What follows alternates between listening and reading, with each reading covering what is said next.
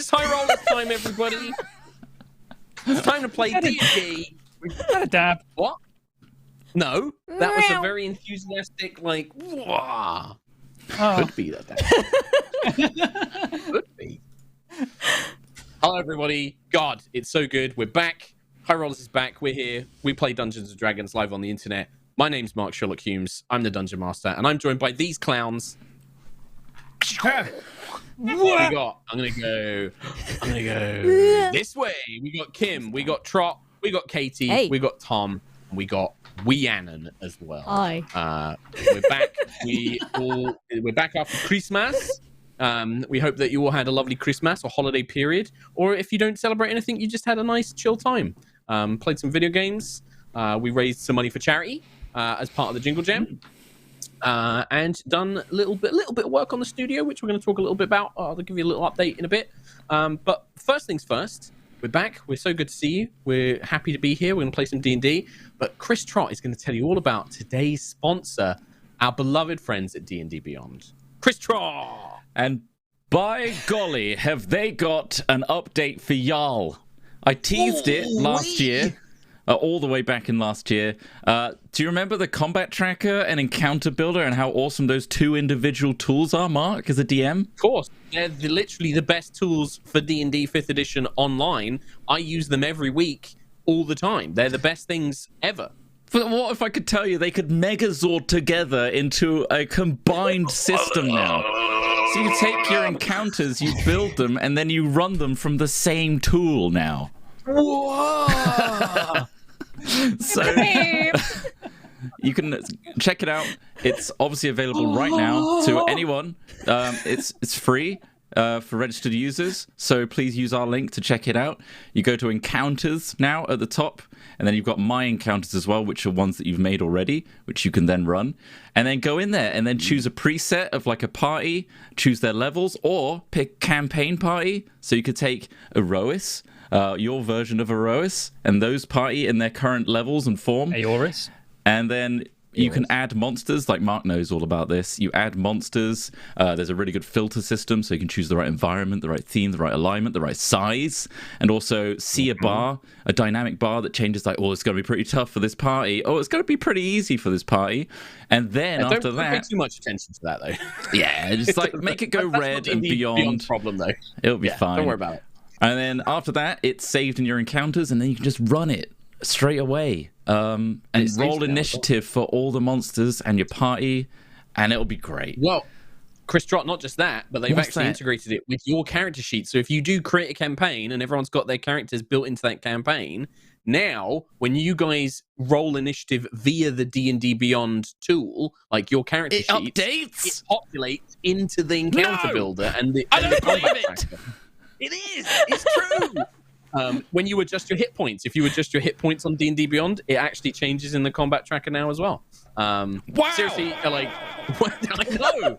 No, it really is. Like, I genuinely think the combat tracker and the encounter builder is one of the best things in D&D Beyond. It is so worth the money and everything else.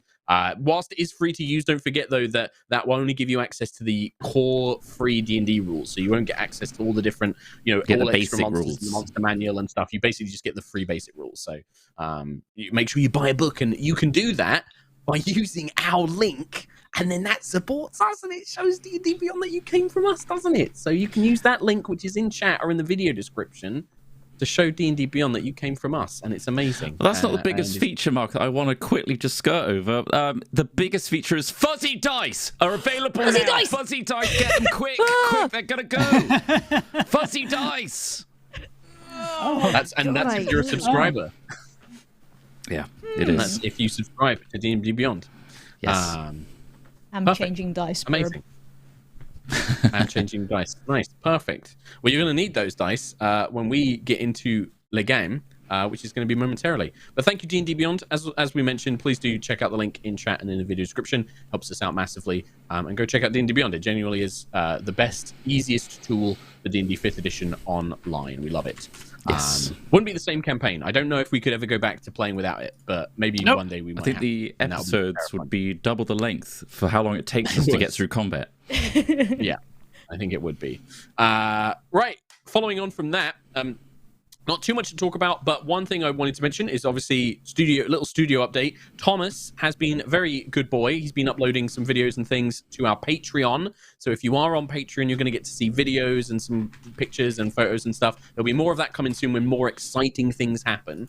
But we are still in the process. We're probably not going to be in the new studio until at least end of January. You know, we've got sets being built. We've got a lady who's coming in to purposely build sets.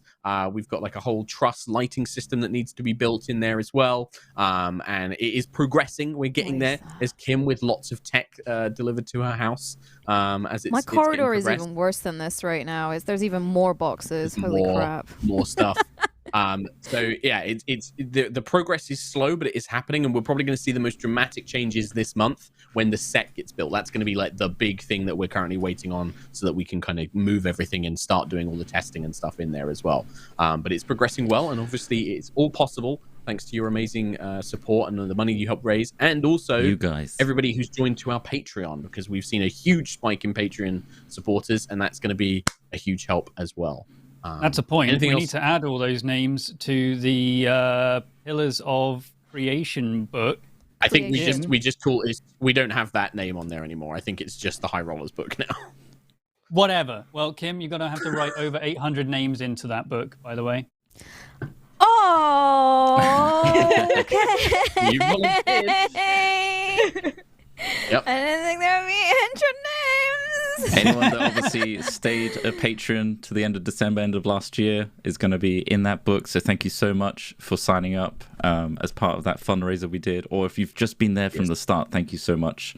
That's much appreciated. We want to permanently etch you in the annals of High Rollers history in our studio. And we touch the book as we come in and do a little ritual, little blood sacrifice, and then we're playing the game. Yeah, a little bit. Yeah, just a little bit. Just a little bit. It's a little sacky. Small one. Definitely not binding or anything. No. Just a tiny sacky, nothing. Just minimal sacky, don't worry. Yeah. Yeah, Hacky sacky. It's all going very well. And fingers crossed we will be in there very, very soon. We're very excited about it. We've had some sketches of the set design, and we're just waiting to see what our lovely set designer is going to make work with that. Very excited for that. Was there anything else to mention? Anyone? Happy New Year. Happy New Year. Okay, thanks, Tom. It's 2022, if you didn't know. What? It's just the way that you did it. It's just Happy New Year. Woo. Happy New Year. Thanks. There's another one in a month, mate. so I'm not getting too hype. Another New Year? But second. We've had one New Year, yes, but what about second New Year? Gregorian New Year. And then it's 2023? Lunar New Year. Oh. No, that's no. Oh my god. Nice. Cool. So that's it. Yeah, that's a little update from us, and yeah, we're moving into 2022, back to playing some Dungeons and Dragons. Speaking of which, is everybody ready to play? I believe we are. Yes. Born ready for this exact moment. Anything after this is a nightmare. I need to figure out what to do with my life. Great. He lives for this. Wonderful note. Let's play some Dungeons. This is the moment.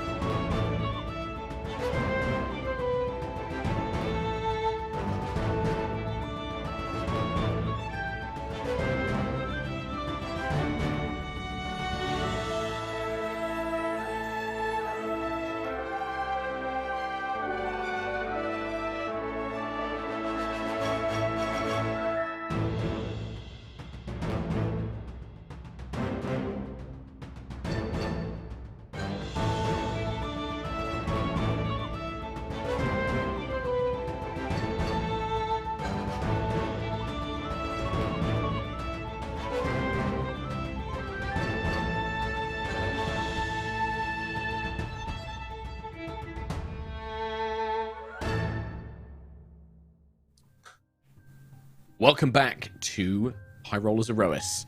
Our heroes crew of the Storm Chaser, and champions of Aerois have travelled to the Feywild to aid their companion Thalia Whisperwind, an elven noble who was cursed and turned into a Medusa by a vengeful sorceress. After undoing the Medusa curse, it was discovered that a deadlier curse had been hidden within it, and the only one capable of removing it was the very person who placed it.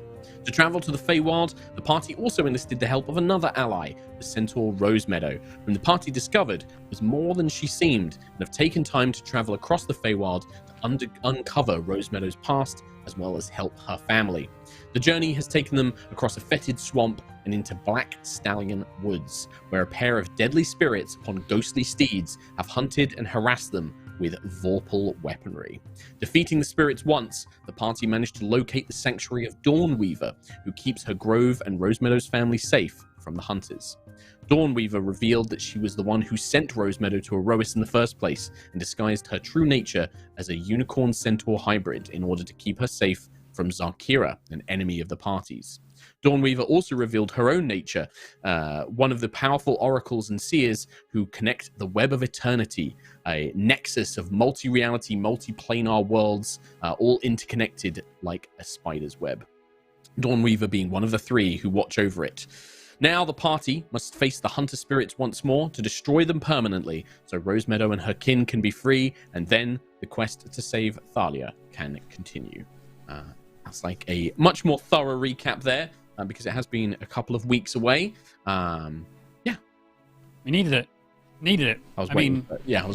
Spoke about the multiverse, and then just take like a month-long break. Had that just spinning around in my mind this entire time. Well, it doesn't massively affect things in the moment now, but it builds out the wider universe sort of thing. So it's like we're little 2D people, and an apple has come down in full 3 dimensions and bestowed upon us the grander universe.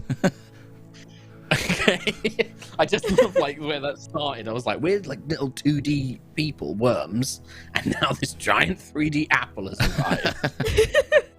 We can see it from every angle. I mean, that will the whole revelation about the Web of Eternity will probably matter to certain characters more than it matters to others. I have a feeling that there are certain characters, Ayla, who are like, whatever. Yeah. Just added more pressure. Like, hey, save your world. Don't. Chain reaction, bitch. Great. There might be some consequences. When have there never been consequences? Pressure. That's if one of the sisters can't cut us off from the rest of the Nexus, right? That was the point made, yes. Yeah. If you fail, that they will sever this Nexus from the others as to prevent them from unless Hadar gets too powerful and overwhelms even them. So there's always that. I mean, that is a very grand scale. Yeah, and it could affect many different nexi. But yeah, you find yourselves to kind of revise where you are. You are currently in Dawnweaver's Sanctum or Grove, which is this kind of secluded part of Black Stallion Woods that has been hidden from these hunter spirits using Dawnweaver's magic, which seems to be very powerful. There are all sorts of giant spiders, some smaller than others, some quite large, that are patrolling around outside. You guys are still in Dawnweaver's actual sanctum, and yeah, stood before you as well. One of the very last things that happened in our last session was the veil of magic that had been concealing Rosemedow's true nature has been dropped, and she now is she has this long silvery horn protruding from her head. She has these kind of silvery swirling patterns across her white kind of horse equine form. And yeah, she is definitely looking very, very different. And that is where we kicked off. And I hand it over to you guys because I don't think there was any major plans of we kind of ended things there. So I hand it over to you. I guess we're somewhat still at the end of the conversation with Dawnweaver. Yeah, I mean, you can still ask stuff and still talk to her and stuff like that. We kind of, it's not like, right, leave now. It was, there's no rush or anything. If you have questions or things to talk about. From Lucius's perspective, he kind of went vacant and glossed over, trying to take all this in. It's overwhelming for Lucius, so he's kind of taken a back seat and allowed the smart people to ask the questions. Sure. So I leave it to them. That's all of that, and then Trot's like, Let me just so wrap I'm up gonna then, as not say one anything. Just smart flavor. people. I'll just hello, hi. I have no, I don't have anything. I mean, I was trying to figure out all the possibilities, and I mean, yeah, severing the tie if we fail and all that stuff, and I'm like, but also there's now a beautiful unicorn next to us, so I'm gravitating towards Rosemeadow and whispering. Yeah, I think like try not to disrupt the very important like multiverse conversation, but I'm like, you look so radiant right now, and we need to find you a mirror. I think that we did sort of like have moments with sort of you guys speaking to Rosemeadow and sort of like celebrating this kind of transformation and stuff last time. And one of the things that was discussed was there was like, she kind of said, you know, there was this discussion about a name because Rosemeadow is the family name of the centaurs that she comes from. And then there was this kind of like, well, she was like, well, I don't know, you know, and she asked you guys to maybe try and help her think of one. So there was been like some conversation with Rosemeadow, who's probably kind of like moved off to the side and is, you know, beginning to sort of peer out of the sanctum, looking to the grove and the other centaurs and things like that as well. But the Dawnweaver, who is this giant sort of white-bodied Dryder woman, she has like a giant arachnid sort of bulbous body and legs, and then she has a slender drow elf form above, sort of resting above it. She kind of just gestures and says, well, my friends, if there is anything else that I can help you with or any questions that I can answer, I'm happy to, but there's also the matter of these spirits still lingering in these woods. They will continue to pursue Rosemeadow, especially now that her true form has been revealed. And until that they are completely destroyed, it is not safe for any of the centaurs to leave. You are safe here. If you wish to take a moment, if you need to recover some energy, if you wish to rest or discuss amongst yourselves your next steps, you're more than welcome to stay here as long as you need. I will make sure that my children help you as much as they can. And she kind of claps her drow elf hands, and you see at the kind of entrance to her sanctum, which is this kind of ruined structure but decorated with all these beautiful tapestries depicting all these moments of history of this world and worlds that you don't know. There is this kind of very pallid white and blue spider, giant spider, you know, probably as large as a horse, and it kind of peers round with its eyes, its multiple eyes and little mandibles. And you remember that this is the spider that kind of led you here and is called Walks on Morning Dew. And Walks on Morning Dew is just like, yes, we will be happy to assist with anything you require. Well, I mean, we definitely need to figure out some kind of alternate strategy against these riders. They were strong on their own last time, and I don't feel like our tricks or Nova's trick will work again, unfortunately. So we need to figure out some way of ideally separating them again. Well, I think that's definitely a great idea, separating them, but also, Quill, your banishment really upset them when you banished the horses and took them from that. It was a great strategic idea. So would that work again? Well, it could work again, surely. It should do. I mean, I can definitely banish away. I'm just wary of their weapons. I mean, just so like a point for like the away. metagame knowledge, because like obviously you guys meta know some of the stuff about the weapons. Like Quill saw a vision of the archer's arrow like magically targeting Nova's heart and killing her instantly. Like Quill saw that. So in character, Quill knows what these weapons can do. He knows that these weapons can just kill someone straight up. Yeah, I guess we saw that they were kind of magically infused to strike like the perfect target, and I mean, you found like bodies with their heads cut off, and you know whenever they swung, the swords almost were being pulled towards your like necks and things like that. Like yeah, you guys can recognize, and I think also Tiangong revealed something to Nova about them, revealed to the party that they are that there's something they called odd about them. They called them the Echoes of Eterna or Wraith Eterna. Yeah, so kind of imbued with anti-life magic, basically. And yeah, out of game, it's fine for you guys in character to know that these weapons have a chance to just cut your head off or destroy it or pierce your heart, basically. They are magical, right? Mhm. Yeah. Okay. Yeah. Very. We can face these spirits again, and maybe even succeed, but they'll just keep coming back. How do we know? We need to figure out how to get rid of them permanently. I can help you with that a little. Their purpose was to capture Rosemeadow and to pursue Rosemeadow. When I disguised her true nature and sent her to Aerois when she was a child, that is what has caused them to linger. They are not capable of fully achieving their objective. As long as Rosemeadow in her current form is with you when you destroy them, that will permanently see their spirits erased. Right. Just a final battle then. But Rosemeadow will need to be with you when you face them. She will need to be present so that they can see her and know that that is the target of their quest, their challenge, their guess that has been set upon them. All right. Psyche sorry. will also be a potential problem, from what I understand. Possibly, I mean, yes. So we need to protect Rosemeadow as much as we can because they'll definitely be focused on her. But okay. We can get rid of their horses.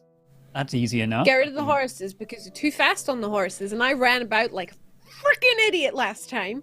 Couldn't get one hit in. And it got really angry. We separated them pretty well with portals. We don't think they're going to fall for that one again. The plant growth worked. That was when they were teleported far away. But if we have some way of splitting them apart completely so we can fight one at a time, that would be perfect. Well, it can also banish. I wonder if I could use.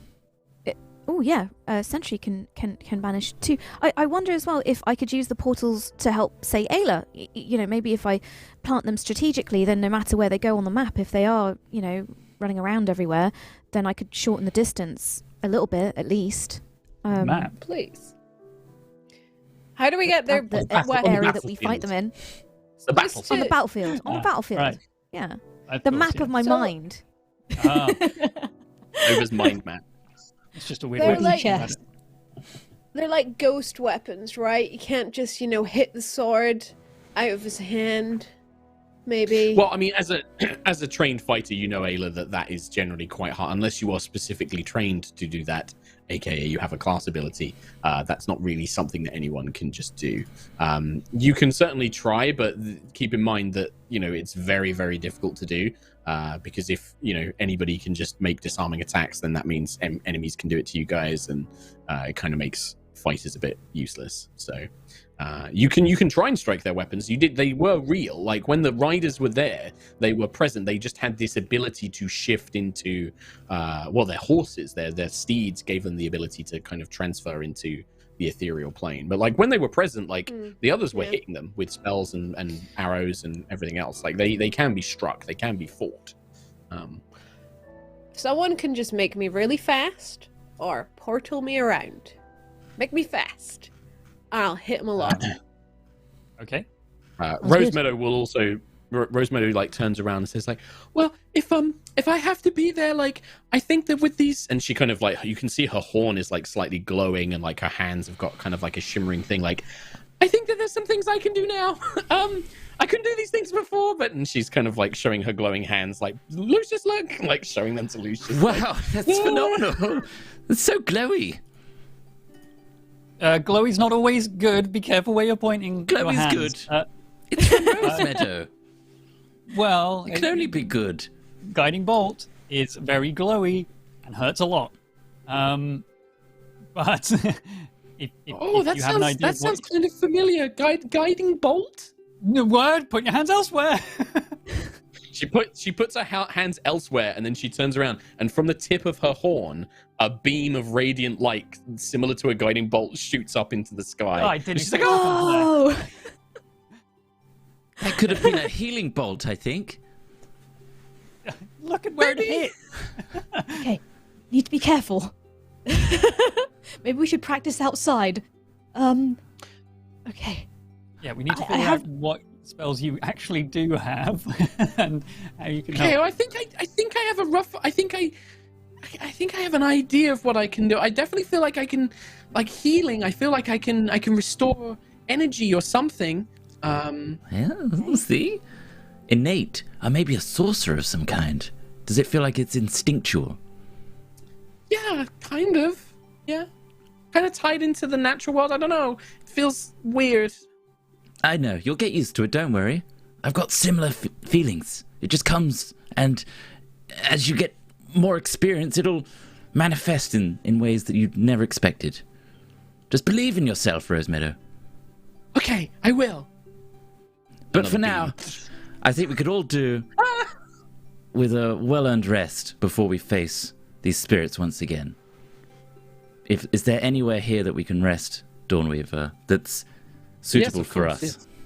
Yes, there are. I've constructed tents. There are tents for the centaurs to rest in. Good. And, no we can cocoons find then, you or webs, or...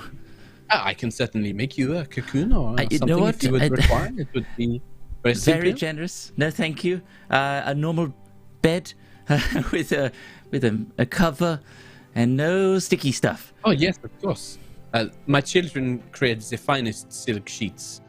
You will never find such comfortable fabrics. Wonderful. Thank you. They're already made, right? I don't have to witness. Never mind. It's fine. We could make you a fresh one if you require. No. I'll take anything that's pre-made. Thank you. Very well. Yeah, well, if you want. Walks on morning dew, the giant phase spider kind of scatters up and gets really close to Lucius. If you will follow this one, I can show you somewhere where you may sleep. Brilliant. Thank you. Yes, I'll be right behind. Would you like me to carry you there? No.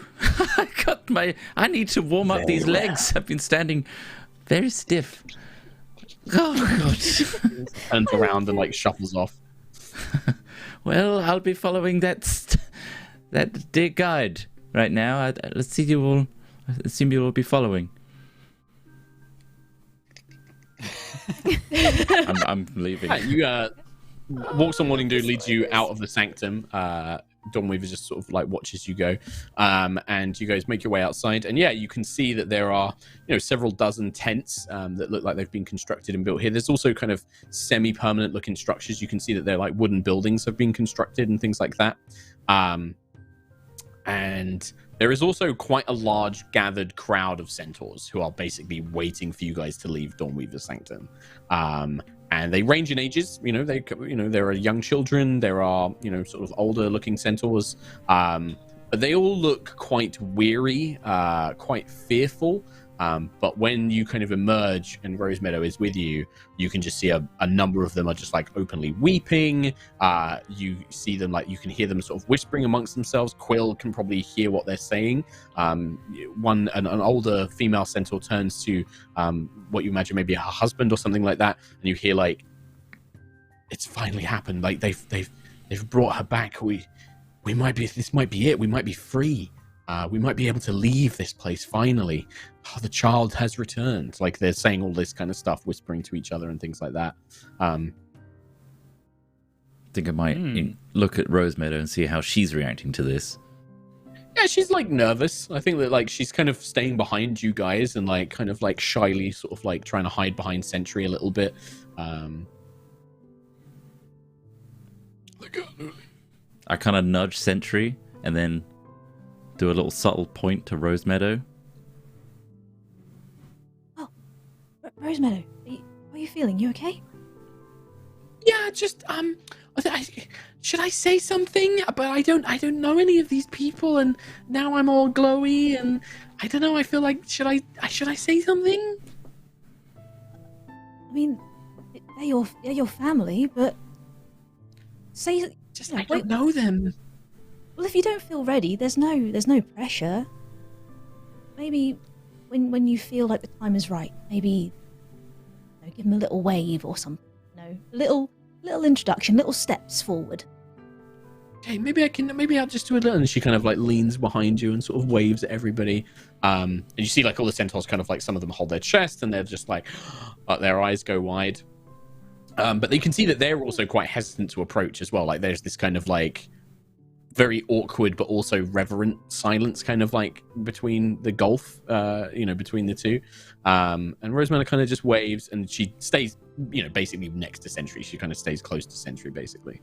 While this is going on, Nova, you can see Thalia, who's kind of been keeping quiet and kind of staying to the back.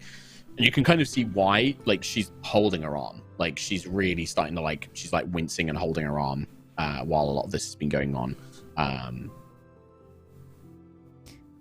Hey, what's going on? It's getting pretty bad. The pain isn't stopping now. It's just all the time. I'm starting to. Okay. The hand's going. It's going numb. I can move it, but there's no feeling in there anymore. Okay, can I look? Let me look. Yeah, and she just like pulls her arm up, and you can see that the briar marking, the curse mark of this bride thorn, is now stretched almost up to the shoulder. It's like woven its way through the bicep muscle and things like that. And like you're touching her arm, and it's cold. Like it feels cold to the touch. And Thalia isn't reacting. Like you poke and prod it, and you can even sort of like try and pinch it, and there's just no reaction there. Like she can't feel anything in that arm. It's okay. It's okay.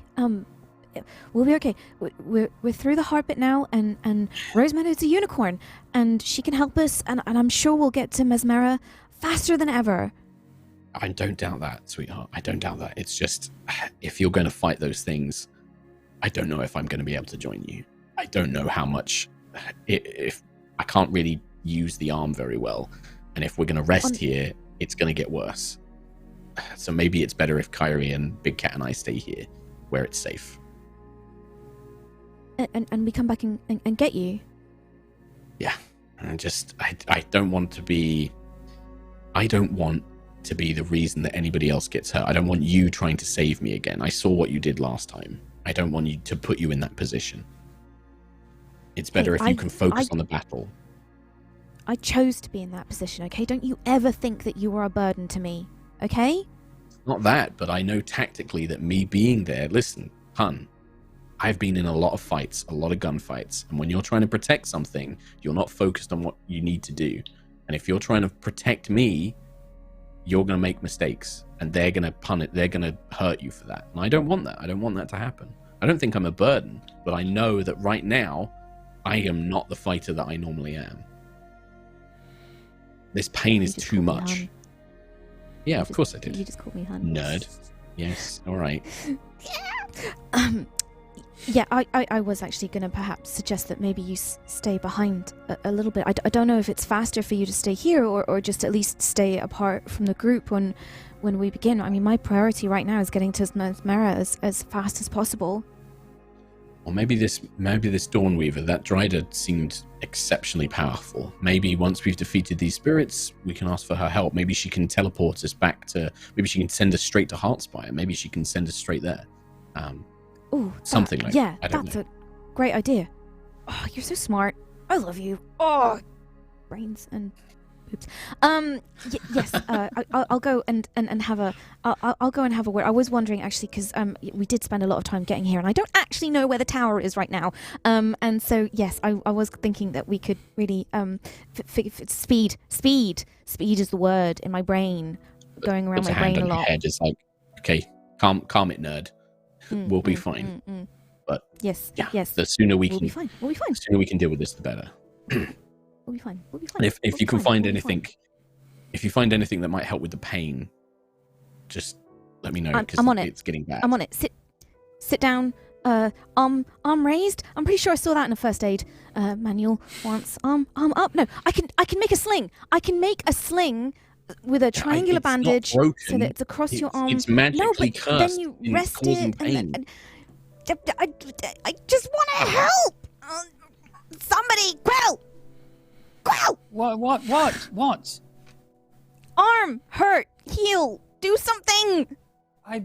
We've tried healing it before, and I don't heal pain. I restore injuries.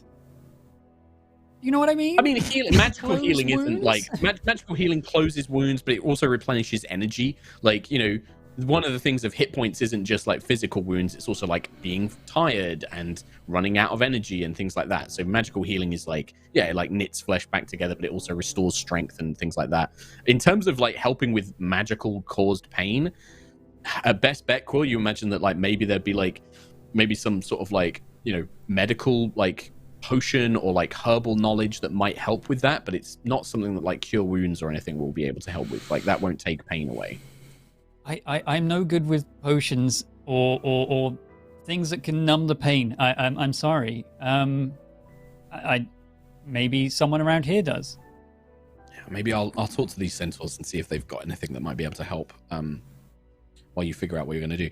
Are you all planning on resting? Do you need rest? Do you need to? How long are we staying here? I need to replenish my magical energy.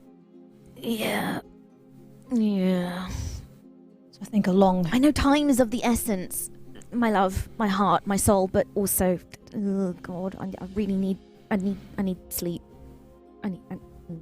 That's fine. If you need to rest, I just want to know so that I can figure something out. Wait, Rosemeadow. Rosemeadow does potions and stuff. Yes. Yeah, I do. Yeah. Do you have any of those healing slabs? Yeah, I've got a couple. I've got some healing slabs with me. Yep. Now, would they numb pain or anything like that? Ooh, maybe. Or perhaps if you search within yourself and your newfound glowiness, is there potentially a power? Ooh, maybe. Hang on. Stand back. And Thalia, out of everybody here, who looks injured, like who's like taking a lot of damage, like I'm halfway. Well, halfway. Yeah. just over half. Just over half. So Lucius is probably looking pretty bad. I'm pretty good right now. You're right. Okay, we know you're at full health. Just impressed. I understand it. Oh wait, I think Quill healed at the end of the combat. Yeah, he did as well. Yeah. So Quill, Lucius, and Thalia. Rosemeadow's horn glows, and a kind of wave of healing emanates out from her. You all restore. I'm not going to roll it this time. You get 17 hit points back. As healing light washes out from Rosemeadow. She can only do that a certain number of times per day, and that was one of those times used. But she kind of like, yeah, and then this healing light washes. All the centaurs are like, gasp. And like, you know, you hear like this kind of crowd as they watch Rosemeadow just pulse with light. Thalia kind of looks down at the arm, and she's just like, no, it didn't really help with the pain. Thank you, Rosemeadow, but the pain's still there. But like for Lucius and Quill, like, you know, wounds like cuts and scrapes kind of close back together. You feel yourself revitalized. You feel some of that weariness of battle kind of leave you as your hit points are restored. Is that the first time you've cast a spell apart from the? Was that a spell? That was the spell. It was a spell. Yeah. A healing spell. You've got magical abilities. You've made an introduction now, Rosemeadow, that's for sure. I think everybody saw that. You know, magical healing is all well and good, but it doesn't restore, it doesn't rebalance your energies and your chakras, and it doesn't replenish the minerals in your body. So I think it's still very important. Everybody should sleep with a nice chunk of amethyst next to them tonight, and everybody should apply this lovely coconut and eucalyptus oil to your skin. I like those smells, at least. And I'll see if I've got something to help Thalia with the pain. There's definitely something. Maybe we could do a little acupuncture or something on your arm that might help. I don't really know the nature of the curse, but if you want to give it a go. What? You want to help the pain by sticking needles in her arm. Oh, but these especially, it doesn't cause pain because I know what I'm doing. You put it in certain ways, and it's very alleviating. as Kim speaking here, as someone who's had acupuncture, really, that fucker goes in. You're like, ow! This is what Rosemeadow believes happens. That does not mean that is actually what happens. I just The had a customers have just flashback been to when very I've nice had to her. acupuncture myself, and I'm just like, no, this doesn't hurt. I'm feeling so relaxed right now. Yeah. Is I'm this back in actually true? Not at all. Does Rosemeadow think it's true? Absolutely yes. Yeah. Yeah, it's like whenever Amethyst you is see true, anyone though. having acupuncture, they have this need to not move. They're like, yeah, this is really, really relaxed. Just really Yeah. so relaxed right now. And Rosemeadow believes them when they say it. It's like, yeah, great. But yeah, so is the plan to take a long rest to move things along? Yes. Yes. Yes. Okay. Nice. Also, I might have a plan. Who wants to hear my plan? Oh. Now it's time Now- to talk about it. Talk tactics, baby. It is a risky plan, everyone, because it does mean I'd have to, cast a spell that would take an hour, a full hour, out there, Okay. where they can hunt us down at any point. But if I manage to get this off, I can summon a temple that can dissuade anything from entering it. However, I could just let one of them in, and they've got their goal, and that is to get Rosemeadow. There's no reason for them to not enter this temple if I let them in. And while they're in there, they're weakened as well, which means we can take them out one by one. A temple. Yeah, a Hesper temple out here in the Feywild. I can do that, but it would take an hour to It cast. would mean waiting for an hour in the open when they could yeah. attack at any moment. Okay, and Yeah. how long does said temple linger? An entire day. Wow. I mean, It's a pretty good temple. we may It's as a well pretty good temple, try, and then we can always stop the ritual if they come near. And our fallback Yeah. plan is to just assume normal combat. Also, they may still be able to access the temple on their own will, but I don't imagine they will. If they do, then So great. the whole thing might be bullshit. Sorry. Well, there's no way all of them can get in. I don't think, unless they are extremely powerful. Well, they seem to disappear into some sort of realm. They can't teleport in. They can't even. The temple extends into the ethereal plane. But isn't that where they go? They're Oh. all Exactly. They Yeah. can't Yeah, that's the enter point. even Like, it through means that the they ethereal can't- plane. Oh means- right. yeah. They could be Oh, trapped It means that it there. would block ethereal I movement, see, yes. Okay. Oh. So they can't get to us through the ethereal plane unless they are strong enough to enter it of their own volition. But I really doubt it. If they do come in, they're weakened while inside the temple. And we could which banish the makes horse and then wail on them. horse and whale. Horse and whale. Wait, in I think I in the misheard. Where house. are we getting a whale from? no, I don't think there'll be a whale in there. It's a temple of Hesper after all. Oh, I want to But it see would the take whale. me- I was really It will take me a excited full about hour to do this. So if we can delay them for an hour, then amazing. And then we can lure them in one by one, or let them in one by one, take them out while they're weakened. It might I work. just- So, I Tom, I'm wonder- just gonna clarify one thing on the spell because I'm reading through it. It's a very good spell, and I love the plan. I'm just gonna clarify one thing. What you have to decide when you cast the spell, what creatures may open and close the door. Right? Creatures can choose to try and enter it. You then choose a type of creature, and that type of creature has to make saving throws to enter the space, basically. Okay. Even if you were like, you can't allow them in, like if you say undead creatures can't come in, they have to make that saving throw to get into the temple no matter what. Oh, okay. I was imagining like, let's say they both fail, or they both attempt a save. I would basically then say, you there making the save, don't worry about that save, you can come in. No, unfortunately not. Unfortunately not. It So doesn't there work is a- that way. Okay, so in this case, I would have said undead. Yeah, because that's you know that they're undead. If they fail, they physically cannot enter the temple for 24 hours. If they fail, which they most likely do. It's still worth having because it's a place to put people that are vulnerable. This temple is fucking huge, by the way. It's Yeah. 120 feet on each side. Oh my god! Wow. It's a big boy. massive. Oh, It is one of We my could have a favorite spells. palace. Like, That's cool. Also, Yeah.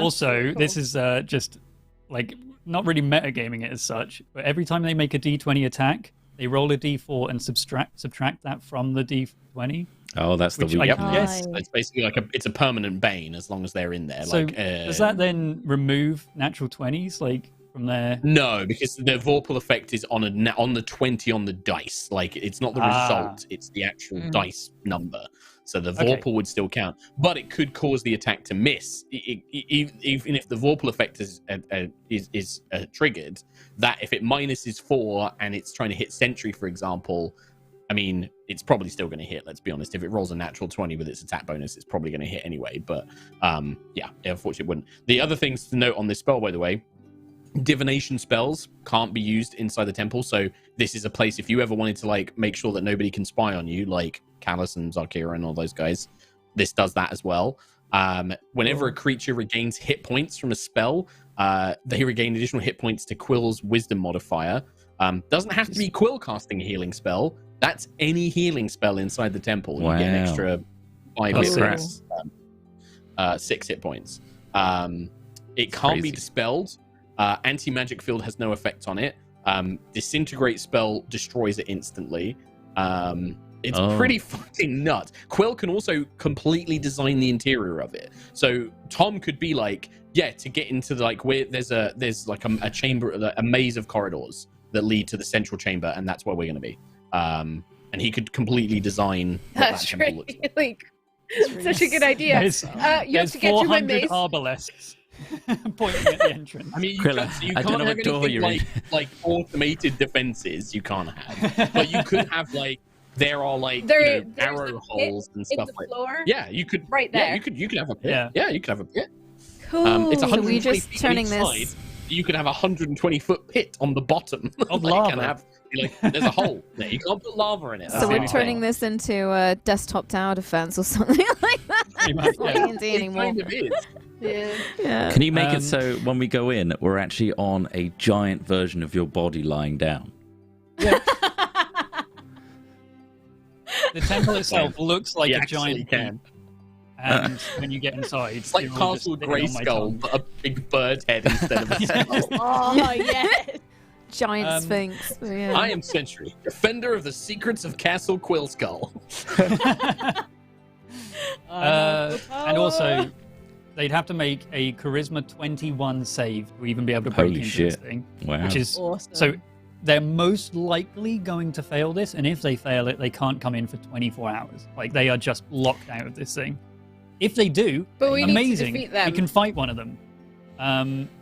If Well, that's the thing. It's somebody, like, either a sanctuary for us, or a place to lure to get one of them in if they succeed to fight them, Well, I think it's which is perfect, ideal. it's clear that we're going to try and get this ritual casted and keep them distracted. I could maybe help with that. So I could cast a slightly smaller and weaker version of this, which is Learman's tiny hut, but that only takes 11 minutes, and then you could carry on casting this inside the hut, because they can't get in the hut. can What you if- cast it in the Can you hut? put a temple inside 'Cause the that- hut? That would be really freaking It'd be more like cool a if you bubble. Hmm. It's a Will little that break bubble, time and then- itself? Here's interesting, because the temple spell, it has to be an unoccupied cube of space up to 120 feet on each side. So Quill could cast it inside the hut, but the temple would then be conjured outside the hut. outside. Yeah. Mhm. But that's okay. It's both So the hut But it can would be still be and cast outside. though. the hut can be Yeah, he inside could, the he temple, could sit right? in the hut and cast it from inside the hut. Yes. That's I mean, if cool. you wanna That's pretty cool. take me out there, put me in a hut, and then I cast this thing while you guys are relaxing back with the centaurs, I can do that. Well, we could be in the hut, right? We'll Yeah, be in the we'll all hut be with in you. the hut because Yeah, we'll all be there's in the up to hut. 9 people Everyone's to in be the in the hut. hut. Yeah, we We're can all all in be a in the hut. hut. In the And hut. then we'll Watching We your can- Camping cats. holiday. Feed you water and stuff, and some nuts. So A it 10 does foot say, radius mobile dome of force. yeah, Mark, just checking. It says spells and other magical effects can't extend through the dome or be cast through it. So my impression of that was that, like, if you're that. outside casting a spell, can you cast a spell into it? So here's you know the what I no, mean. you couldn't, but the vice versa is true. Quill can't be in it and cast a spell which affects outside the dome, and he needs to have Okay. 120 foot of unoccupied space. And obviously, if you guys Right. are all in the dome, it's occupied. Yeah. What So if we unfortunately, this means that you couldn't. buggered off? You couldn't. Cast, 120 feet. yeah. Then I mean, yeah. If you guys weren't in the dome with Quill, I would say it would work. Yes. Isn't he technically part of the occupation? I'm gonna make it that like Quill doesn't count for the it's unoccupied apart from Quill because he has to cast a spell. That'd be stupid if like otherwise you could never cast. It's always a spell. occupied. Yeah. Yeah, that's stupid. Okay. What's the range on it? Of the Temple of the Gods. Yeah, how far away can you 120 place it? feet, which is because you have to have 120 foot space, so its range is 120 foot.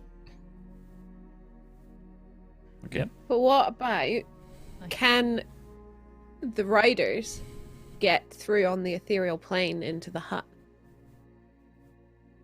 Doesn't say. Yes. Yeah.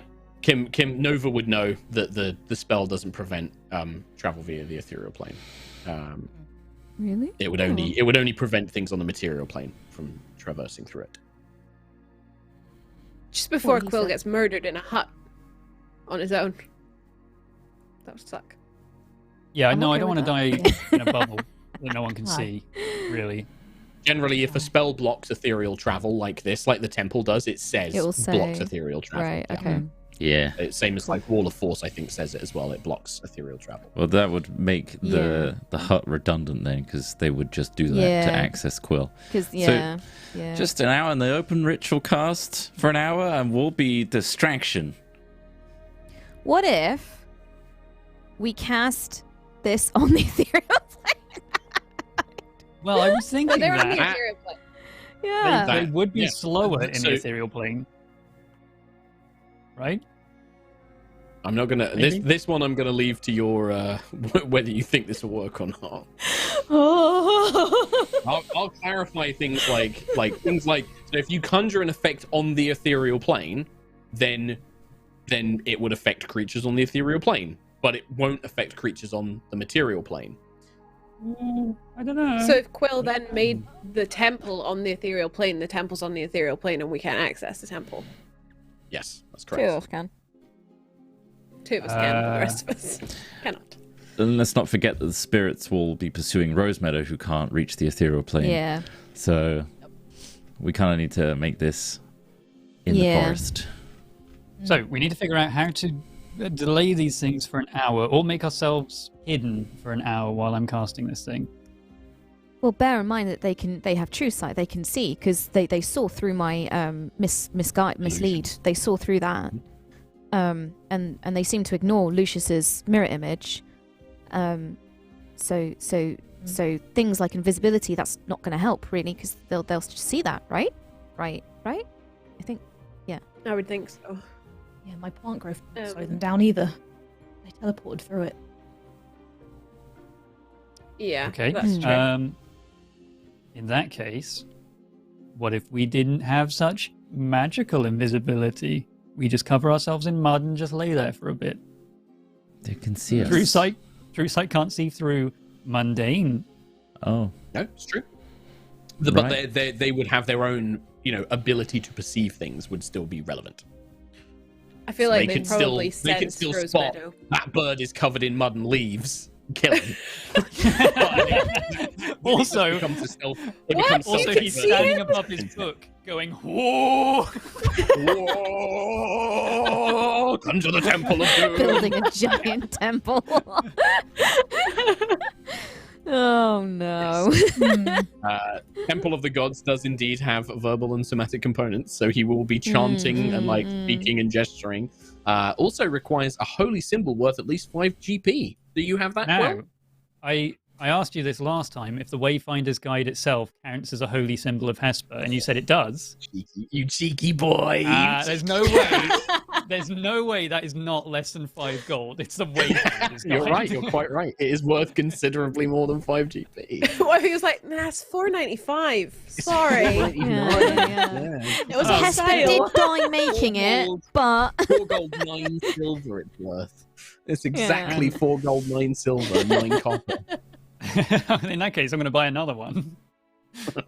I won't get one the free. Wayfinder's Guide will count. Luckily, the spell does not consume it upon use, which is the other thing. I know. Wayfinder's Guide God. vanishes. I got a cool temple though for an hour.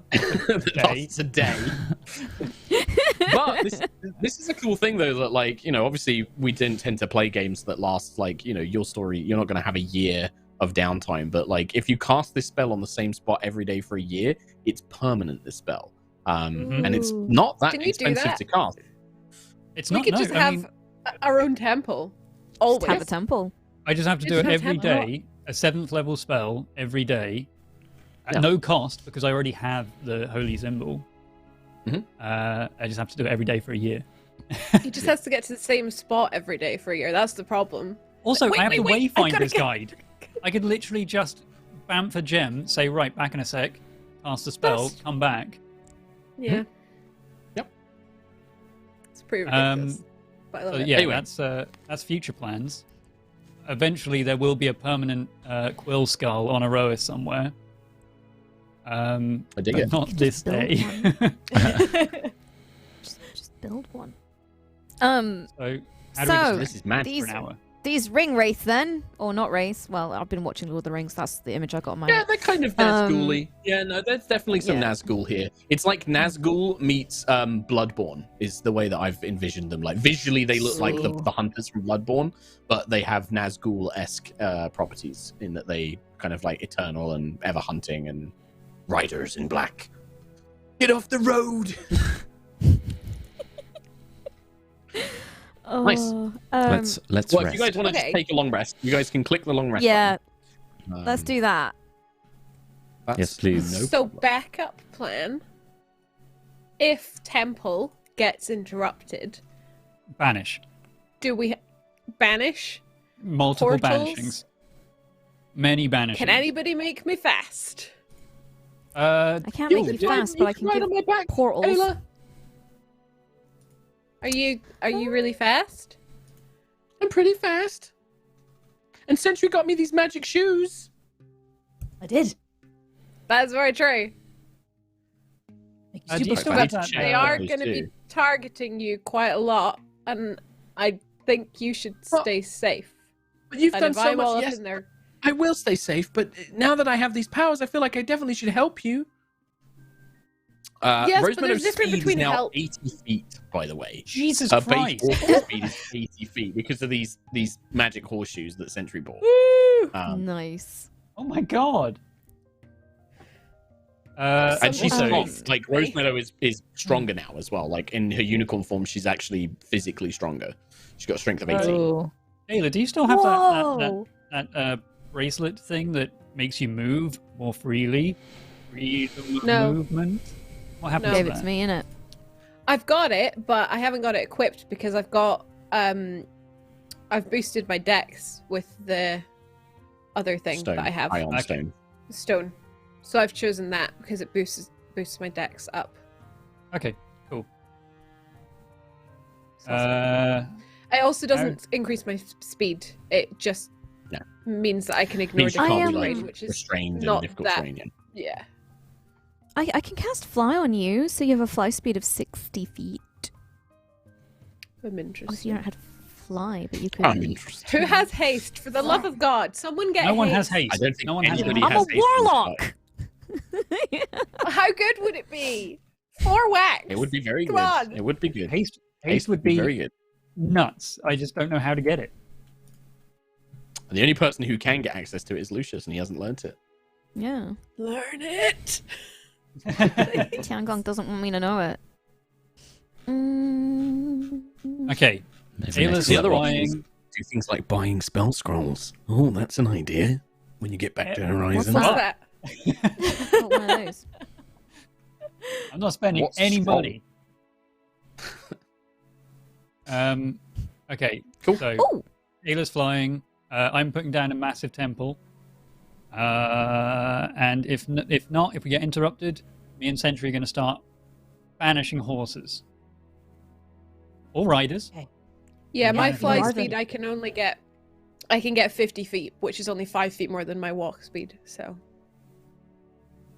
60 feet for fly. yeah. on my thing it says 50. fly is The fly spell is 60 feet, I think, isn't Fly it? Yeah. spell is. You yeah. can expend 1 charge and gain a flying speed of 50 feet until the end of your next turn. That's your what hammer. you Yeah, put that's on a my hammer. special. That's a Yeah, special that's your fly. hammer. fly. Yeah, that's what I not mean. a spell. That's the only thing I have. Yeah. But Oh, outside Kim's of saying that fly she could spell, I cast the spell. No, fly I on can you, cast which is fly 60 on feet. you. No, I know. Yeah. That's what I'm saying. I'm saying like it will be more beneficial because Yeah. my walking speed is only 5 feet Gotcha, different gotcha, at the gotcha, moment gotcha, to my gotcha, fly. gotcha. Is anyone The able fly to speed stop on your hammer is time? more for like getting stuff up high rather than, increasing movement speed. What'd you say, Thomas? Is anyone able to stop time for everyone but me? I can cast slow, but they have to On fail a everyone save. but me? Okay. Can you cast fast on me? No, we've just we've just discussed been this. over this. Oh, wait, just, that's we've haste. We had a whole thing. Oh wait, We had a whole That's a whole thing. thing. Okay, any other plans? Oh, I think the only other thing is the one with the bow. I think he has to go first. The one with the sword, he has to be close up to us, which, granted, sucks. It can But charge the one a with the lot, bow- though. But yeah, Yeah, I but- do agree. The one with the bow can hit us from pretty much anywhere, and I also like flying quite a lot. I don't like being shot while I'm flying, as I'm sure you understand. The bird makes a fair point. I'll allow it. So what are we gonna do to stop Quill getting shot at while he sat for an hour chanting and glowing in the forest? Maybe Stay the close by. spiders will know a way. They hide in the forest. It's worth asking.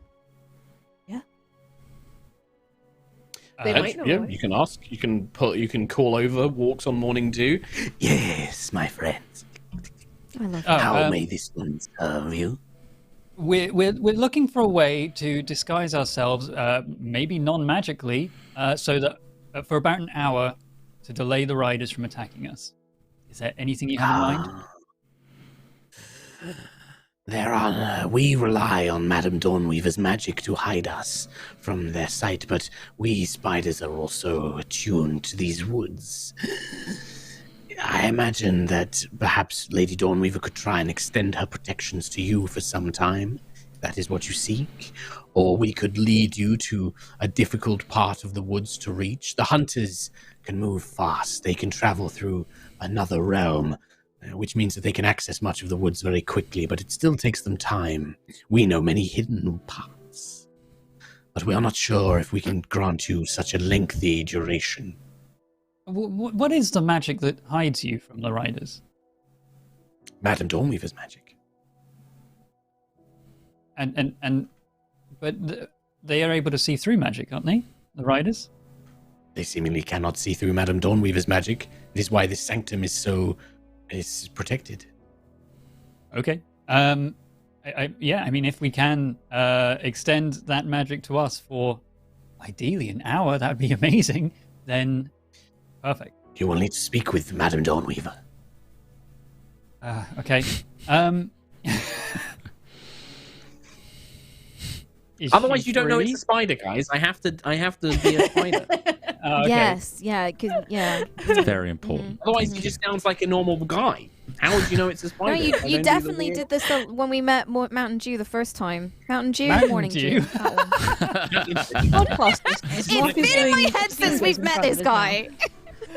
He's Mountain Dew now. Okay. Okay. Well, let's go talk to Dawnweaver then, and Sure. try and get this magic all over us. Yeah, you when you return to her sanctum, you can see Dawnweaver, her eyes, and then she has these kind of like painted on eyes on her forehead, kind of simulating spider eyes. Her eyes are closed, and she has her hands up in the air and some of her drider legs up as well. And you can see these kind of glowing gossamer threads between her spider limbs, and with her elven hands, she's kind of weaving them and is forming a new tapestry. You can see this kind of new tapestry being formed by magic, and it is of Rosemeadow now with the horn, with all of you surrounding Rosemeadow, and this healing light kind of projecting out from her. But when you come in, Dawnweaver stops what she's doing and she turns like, how was your rest? Was everything to your needs? Very nice. I think Lucius very much appreciated the silken beds. Of course. Is there something that I can help you with? Yes, we've come up with a plan to combat the Riders, and it involves creating a temple to Hesper to ward off the undead and give us sanctuary away from them when they're attacking us. However, it would take an hour to conjure this thing. Very difficult. But we know your magic protects you from their true sight. We were wondering Indeed, if there's any way does. to extend this to us for a time. It is possible. I can do that, but you must understand the nature of it. You are familiar that these creatures can see through illusions, as you've mentioned. They have this power of true sight. Yes, this allows them to see through illusions, invisibility. What I do to protect this place and to protect my children who keep watch on them is, if I were to rely simply on illusions, that would not work. Instead, I use my power I phase them into a different reality, into a different time. That is what keeps them hidden from the Riders. The difficulty here is if I were to use this power on you, it would indeed hide you from the Riders. It would allow you to travel through the woods. I'm happy to do this. But the area that you are trying to create this temple would not be the same area that you are trying to use in a real battle. It would be an alternative version. It would not be the reality that you are in now. And if I was to try to cast this spell in this reality, and then you pull me out of it just as it's ready to finish. A sort of mirror of this realm, a sort of a very slightly altered timeline. Okay. I'm trying to get my head around that. So I'm there, but not here, but kind of here, that's not there, and I'm casting this spell. If you were to pull me back to here, not there, that's like there, but not there, then I could then make temple here, but not there. But if I'm there for too long, it will be there, but that's not here, but it looks like here, right? Lucius kind of walks in at this point to be like, oh, maybe I can contribute, and he hears this and walks back out again. Checks out immediately. Like the Grandpa Simpson walking. Yeah, it's the Grandpa walking out, Simpson. yeah. But with the captain's hat. Dawnweaver looks at Quill, kind of smiles very politely. Think of it like this. If I were to use this magic upon you, it would last as long as you needed it to, if you wish to reach the edge of the forest or wherever you are going. Whilst this spell, if it helps you to think of it this way, whilst this spell is active upon you, anything that you interact with, if you were to cast a spell, if you were to dig in the ground, if you were to climb a tree, you would be, whatever you do, if you were to break a branch of a tree, for example, it would not affect this reality, the reality that we are in right now. Think of it as a sort of temporal, a very temporary pulling you into a mirror of this world, not really this world. Any spell that you cast will be in effect there. So if you were to cast it upon yourself, if you were to perhaps protect yourself with magical armor or create a barrier of ice around yourself or something like this, these sorts of effects would still be in effect when you returned to this reality. But if you were to conjure this temple, for example, that would be affixed into the other variant version of these woods. So game-wise, this is Tom asking now. When I'm casting this spell, I'm consistently casting it on this one point 120 feet away, right? For an hour, yes, that's what you're doing. So if I'm pulled to a different reality, half cast, then I'm still casting on that thing in that reality. Okay, fair enough. That makes sense. What would most likely happen is the spell would fail. If you were like halfway into like Dawnweaver's shadow realm, and then you were pulled into the material plane, like the true material plane again, you would basically, the spell would end because you'd be like, oh, you've changed, you've moved location. The point I'm casting on has vanished. That makes sense. Okay. Yes. But if, like, say, Lucius cast Armor of Agathis on himself in that Shadow Realm, and then he returned to the real plane, because it's on him, it remains in place. The spell affects you as, like, a localized person. It's very Doctor Strange, timey-wimey stuff, but yeah. Okay. Out of character question, can Dawnweaver travel us back in time in our reality? Are you asking that in character, or are you asking that out of character? Sorry. I guess I wouldn't know unless I asked in character. Exactly. Lucius walks back in. Sure. Could you send Quill back in time in this version? That is more difficult. The tricks that I use to hide the grove and that I use to hide my children, it is a very, very minor change. It is enough to make it so that the hunters cannot find us, but it is not enough to really cause any greater effect. If you were to do anything that would disturb the timeline or would disturb the nature of the Nexus too much, the spell would fail. My sisters and I have sworn that we will not meddle with timelines. We do not travel back in time, and we do not travel forward in time. These are two matters that we will not change the course of the Nexus, unfortunately. Time is what it is. The events that have led you to this moment, the events that would lead you further beyond, the events that are still to come, they are things that must happen. They are things that must happen in this world. You would not be the person that you are without them. You would not be in this. You would not be the people that this world needs you to be. I understand that for you, Lucius, this is particularly difficult. I'm slowly grasping it. I had a good think about it while I was sleeping in that bed, which was lovely, by the way. Thank you. And I'm starting to understand it. So you understand the perception of time and that you are able to command it. You just set the rule not to. It is difficult. It is not an easy thing to do. Even if we chose to, it is not particularly easy. There are many complications, which is one of the reasons that we do not dabble in it. Time magic is a very unstable and dangerous thing. There are creatures, there are beings out there who meddle with it, and it has warped things very dangerously. But you have knowledge even if that you could. We could try, put it that way. It does not mean we would be successful, and it does not mean that there would not be grave consequences. Do you know the future? I know of many futures. The Web of Eternity shows me limitless possibilities. There are infinite numbers of future timelines. If I focus, I can search for things if I require them. But I try not to. I let things come to me as I need them. Is everything predetermined? Of course not. No, your decisions make huge impacts. Oh, good. There are aspects. There are elements of things. Think of it as how to phrase this. There are key moments in a world's life, in a world's time, in a person's journey as well. There will always be key moments. Sometimes those moments are determined. Those moments will happen regardless of anything you try and change or do. They will happen no matter what.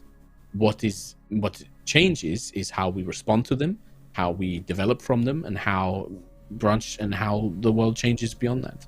And this can lead in numerous ways. But there will always be things that there are moments in our lives, moments in a world's life that simply must be. Okay. But not everything is predetermined. No. So hypothetically, I can see right through that. Okay. Hypothetically, you say that there's these pillars of moments in people's lives that will happen. What if that pillar is at the end of that person's life? Everything up to that point means it's predetermined. No, there is never the ending of a person's journey is never predetermined. But it's fine. We'll go kill some spirits. It is simply a matter of your ultimate destiny will never be one of these finite points. These finite points are the moments that define us. And your death is not one of them. Your death is always determined by your choices. I meant just a defining moment that happens near to the end of your life. Possibly, but you still have choices afterwards. What if I can? It's fine. It doesn't matter. Just... Also consider, Lucius, that your actions, perhaps, even if there was a point in time at the end of your lifespan that determined many things, the choices you make up until that point, how many lives do they affect that are not predetermined?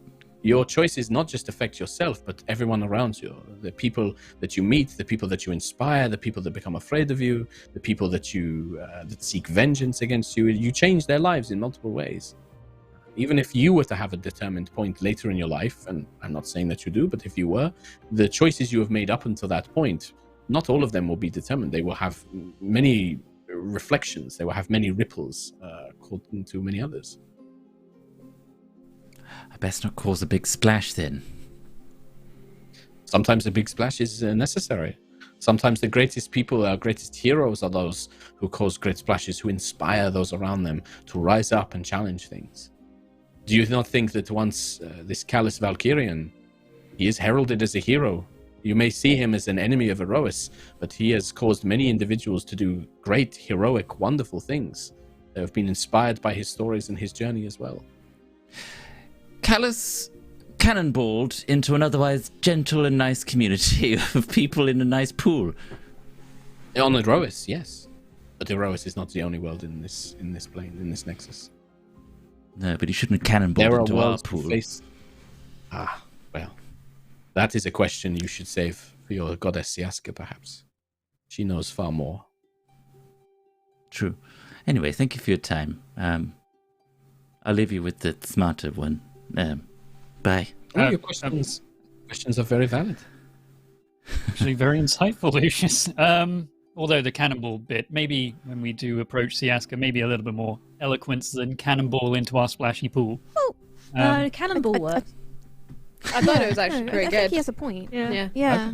But also, I would just add Lucius to that. Kind of. Cannonball. Everyone's here, by the way. Everyone's always here. You're never alone, unless you say, I'm alone when I have this conversation. Assume everyone is there. It was a silly question. I didn't want you to hear it. It was embarrassing.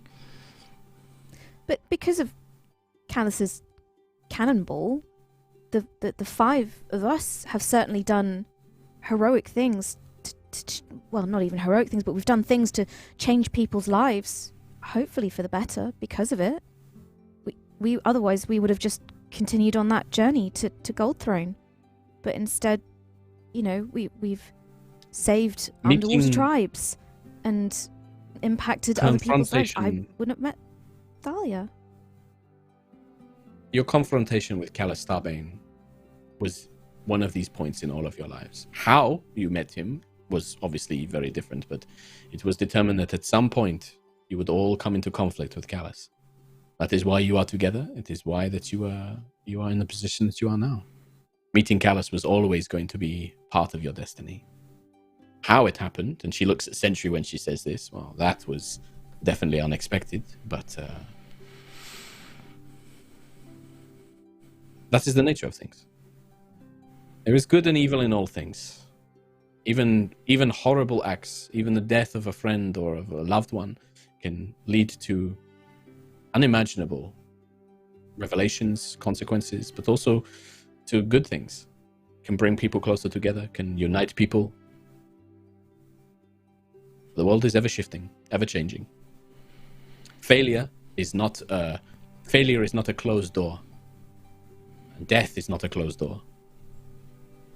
Just many branching pathways.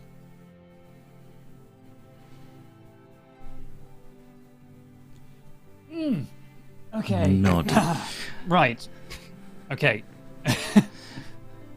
Now. Okay, you go.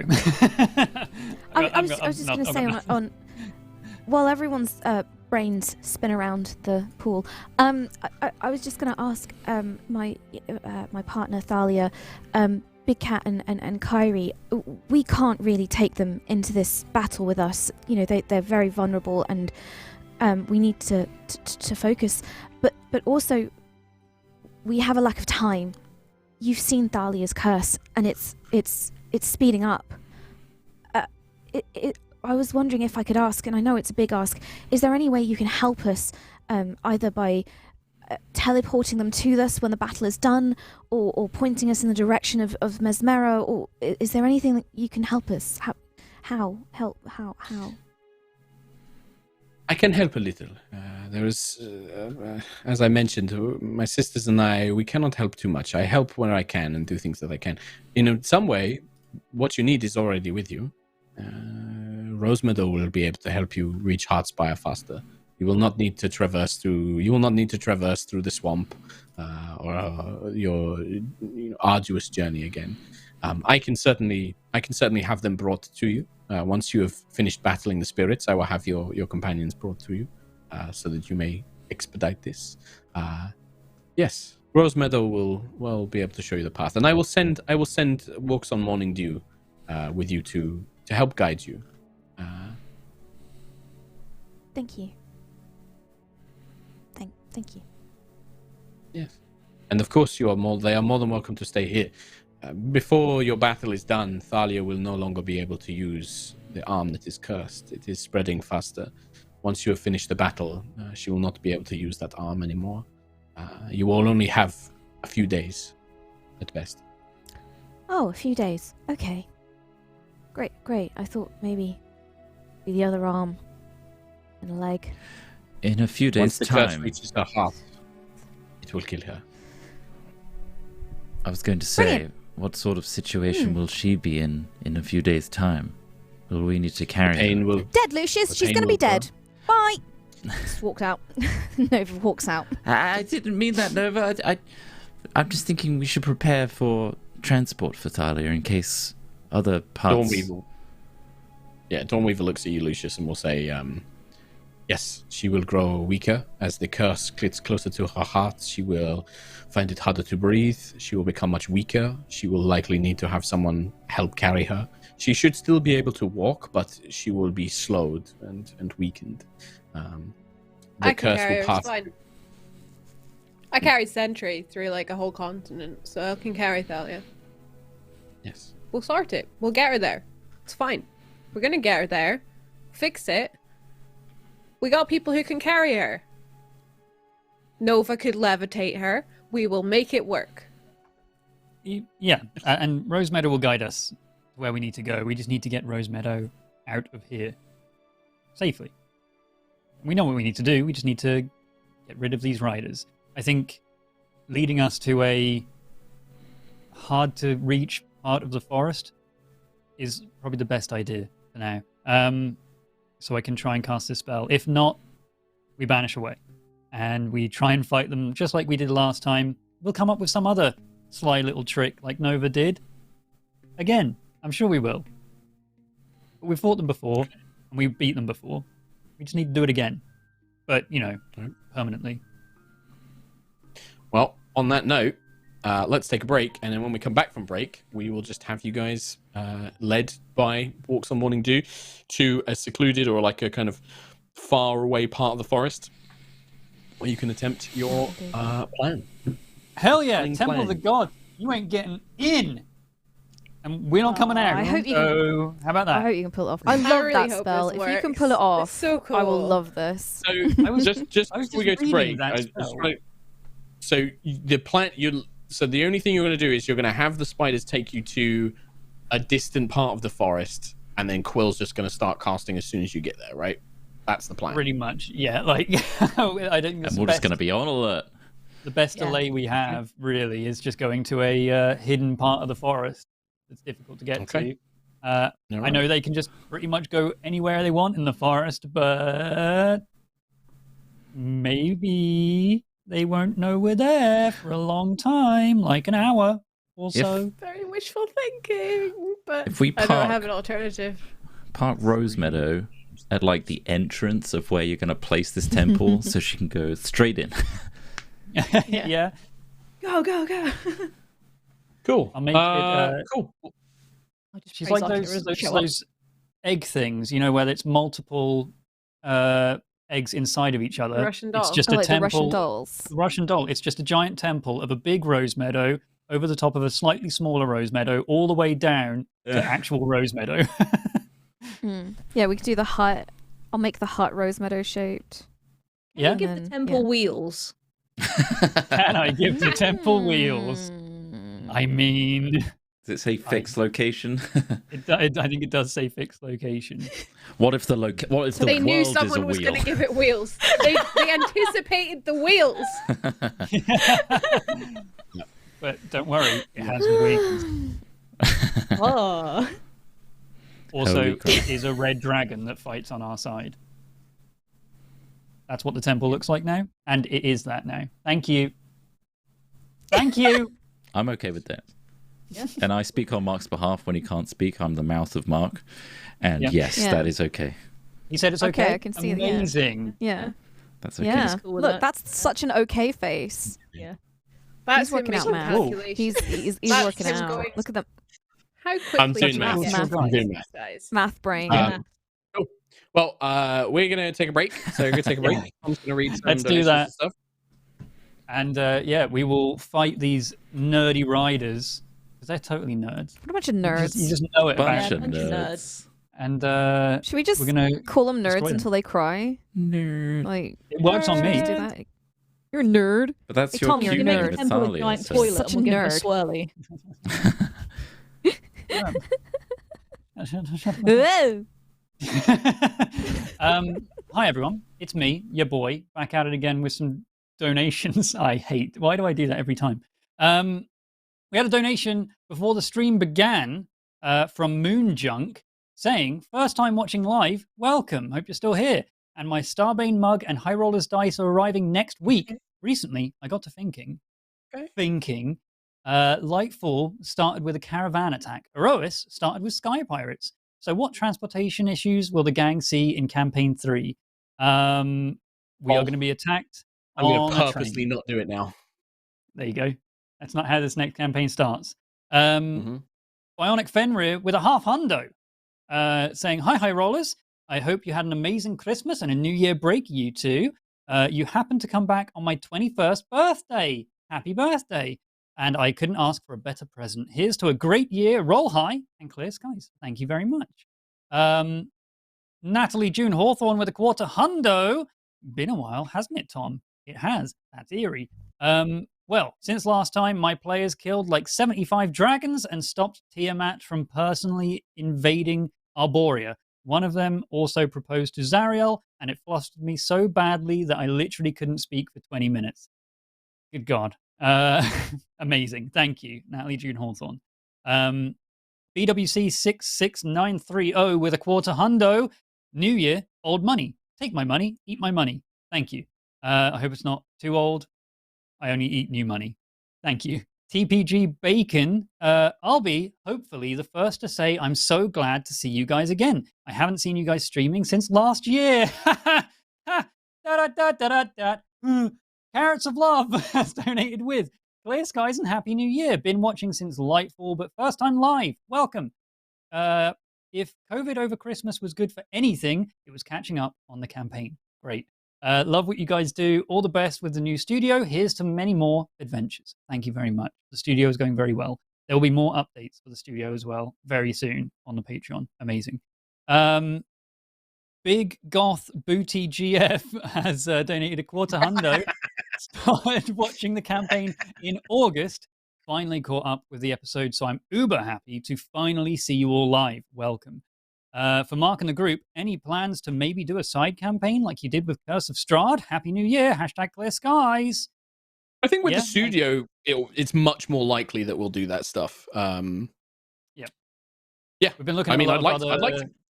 other tabletop systems as well, not just D&D. Yeah, for sure. That's the big thing for me is I think that like I'd love to showcase more other systems that aren't just D&D 5e.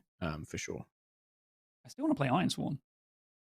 Ironsworn's good, man. There's also Starforged, which is the new sci-fi version, which is brand new, which is really good. It's you go. Sean learnt a lot from doing Ironsworn, so Nice. Well, there you go. Most likely, I definitely want to try and do more things. Maybe one shots with different systems. Yeah, I think maybe as they well, turn into like- longer campaigns. Also the Yeah, Warhammer one was amazing as well. Holy shit!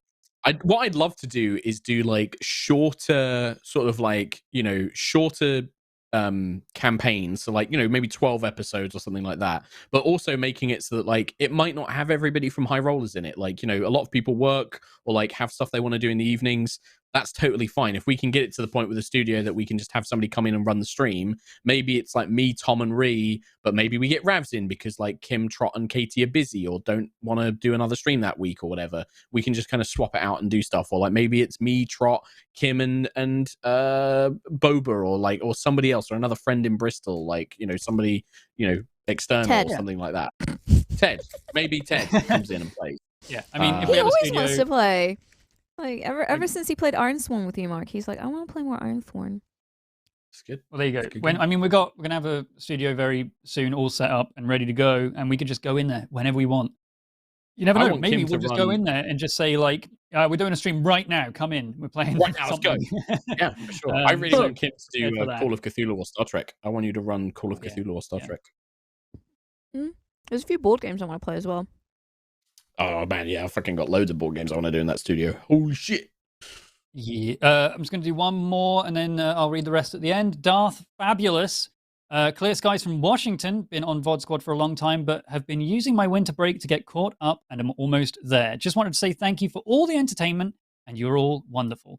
It's not much, but take my money. Thank you very much. There you go, Angus.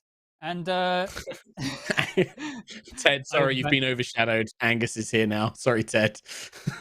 You're not cute, Angus. Look at him. Oh, See you in a sec. He's not. He's not as cuddly either. No. Yeah, Angus is way more Little cuddly. Angie. Yeah. Right. Tom's having a quick break. This is a perfect time while Katie's cuddling Angus. This is the perfect time to remind you about D&D Beyond. Chris Trott.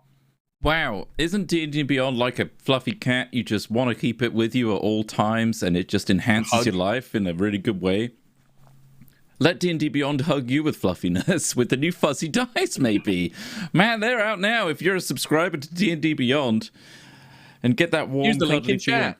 feeling. Use the link in chat to do that. And also, the Encounters tool is merged with the combat tracker, and it's now fantastic. You should try it out if you are running a game. Makes things much easier for you. And yeah, use our link because that's the important link that tells D&D Beyond that you guys are great and you're checking it out through us. Cheers. Bye That's it. then. Cool. Katie, what's that Angus is saying? He's saying use D&D Beyond, right? Is that it? He's Saying, like, let me go, woman. Bye. I'm Don't stand done on my now. Keyboard again. Don't do it. Don't you do it. Hell yeah. Sakes. That's 'cause He's still doing spirits. math. Look at him. No, Doing I've done the math. I was now trying to figure out how to represent this fucking temple on the map. Of all the curveballs. I was just like, if this works, how the fuck am I going to put this on the map? I think I'm just going to have it say, the temple is off map, here is the entrance. Yeah. Is how Yeah. I'm going to do it, I think. I think that's the only way I can. Could you not quickly just throw a whole temple together and then suddenly this is a No. temple episode And it where needs we're to look fighting like for a Quill. temple? If I was Or in the brand Russian new doll. studio, 100%. I just get some Dwarven Forge out, no problem. Soon.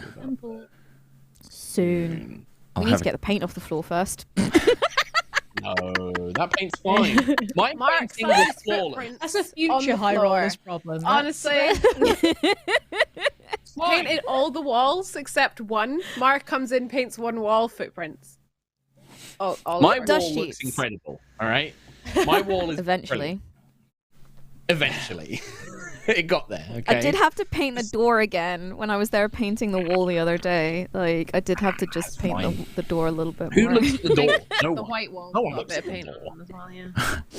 Look, that's I covered some of that up. It's fine. We're going to be in a whole different realm when we have a huge curtain system. We'll be going into a Exactly. transporting to a new Won't world even where see we it. won't see these footsteps. To be honest, of paint I on was the I floor. was thinking that we went to all that effort to paint the walls and get paint on the floor, but then we're shrouding ourselves in a big curtain, so we're not going to see We're any. gonna see it. No, exactly. Right, Thomas is Oh, back. Nice. brilliant! Hello. Everyone good? Everyone had a snack? Everyone had a drink? ready. Yeah, Hell I've had yeah. all my Christmas chocolates. Great. So before I describe what happens, we're gonna just jump into it because we've had the break. We're gonna jump into you guys arriving at this place. I want to preface this with a couple of things. I Googled because I was like, fuck, how big is this forest? Like, how far are you guys going to go? I've done a bunch of calculations using the travel pace in the player's handbook, which is represented by how far a party can travel, moving at 30 feet. You know, how far can they go in miles? How long does it take, etc. I then cross-referenced that with like how big is like a big forest on Earth. So I used the Black Forest in Germany. I was like, right, okay, that's how big that is. That's way too big. It's pretty big. I've done some calculations based on that. I have calculated how far these hunters who can move 180 feet around because they can dash on their horses through the ethereal plane, how far can they travel in an hour? And then I've cross-referenced that with the distance that I think you guys would be away from where they would be when this happens. Oh no, right? it takes I them have 3 done this days. proper math. Thalia's dead. They can travel really far in 6 seconds. They can go very far in 6 seconds. I will reveal how far a little in a minute. You guys set out. Walks on Morning Dew leads you. Dawnweaver does indeed enshroud you with a spell to kind of hide you from these hunters whilst you travel. You make your way with Rosemeadow and the group of you with Walks on Morning Dew. And you travel for a good while. Like Walks on Morning Dew, you would travel for at least about another 8 hours. And Walks on Morning Dew basically will tell you, I am leading you as far away from where the hunters were the last time my mistress knew where they were. I'm leading you as far away from them as I can, under the guise of this spell. And the travel is accelerated because of Dawnweaver's spell. It actually makes it so that you travel further as well. You're actually moving a lot faster than you would in the real plane. Cool. You eventually come to a point where Walks on Morning Dew turns around and is like, We have arrived. Oh, I can return you to the material, to the real plane, when you desire it. I suggest that you act quickly once the spell is ended. Understood. Will the actual reality look like this? Similar to this? yes. And they will show you. You can vaguely see yourselves. You are in a kind of very dense part of the wood with a bunch of woodland trails, kind of twisting and turning away from like the main pathway road. These now appear more like woodland trails. Dense foliage all around. And is this suitable to put a temple in if it was 120 million feet wide? It's 120 foot by 120 foot. So I have put down a square. So this is basically like, that's 120 foot across. So wherever you want to cast this temple, Quill, this is going to be entrance, and then I'm going to extend it. I don't want to fill the entire central area of this map. Yeah. So Sure. try and put the square like on an edge or something. I'll put it where it's suitable to go, because I guess trees and stuff might get in the way or whatever. Yeah, it's also a right pain to move because of Roll20 as well. That's fine.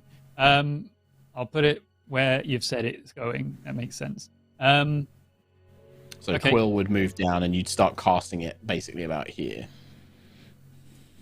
Mm-hmm.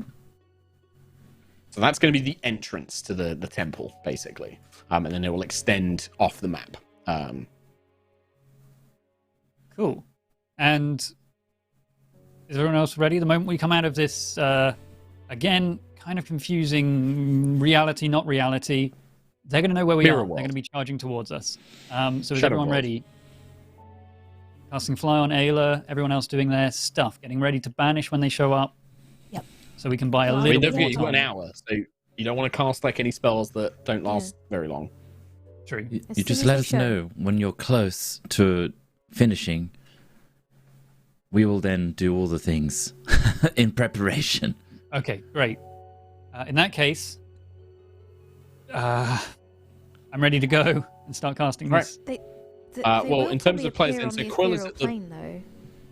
So I don't know if we want to track them there. because otherwise they might just pop up in front of us. True. I'm Very assuming this true. discussion is happening before you Yes. exit the mirror world or whatever. Before Could Dawnweaver's spell ends.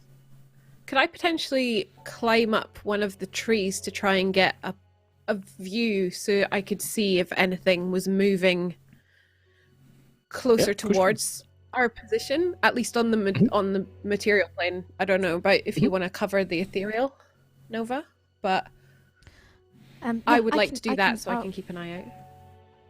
It's either that or I I'll cast cover the True Sight ethereal. on someone before I start casting the temple. Ooh, that could help actually, because I'd rather keep the ethereal plane for if we fight. Maybe I can use it then. Who's the Okay, most who wants to? perceptive of us? I'm pretty good. The one who's Probably not casting a me. spell is the most perceptive of us. It's fine, I'll sit in a True. tree. It's all good. Provide me true sight. I'll look around. Okay, that lasts an hour as well, the perfect amount of time. Oh, you have to do them right at the same time. Ready? Well, what? I You'll can't have do to it. cast True Sight first, and then he has to cast Temple of the Gods. As soon as you can. Straight into Actually, I could just cast True Sight on you just before we come into the actual reality. So I'm ready to go. Oh yeah, because it would be on Lucius, not the plane. Yeah. Yeah. So it's fine. Bill, I'll stay close to you. If anyone comes near you, I'll defend you. Okay. Well, move yourselves on the map.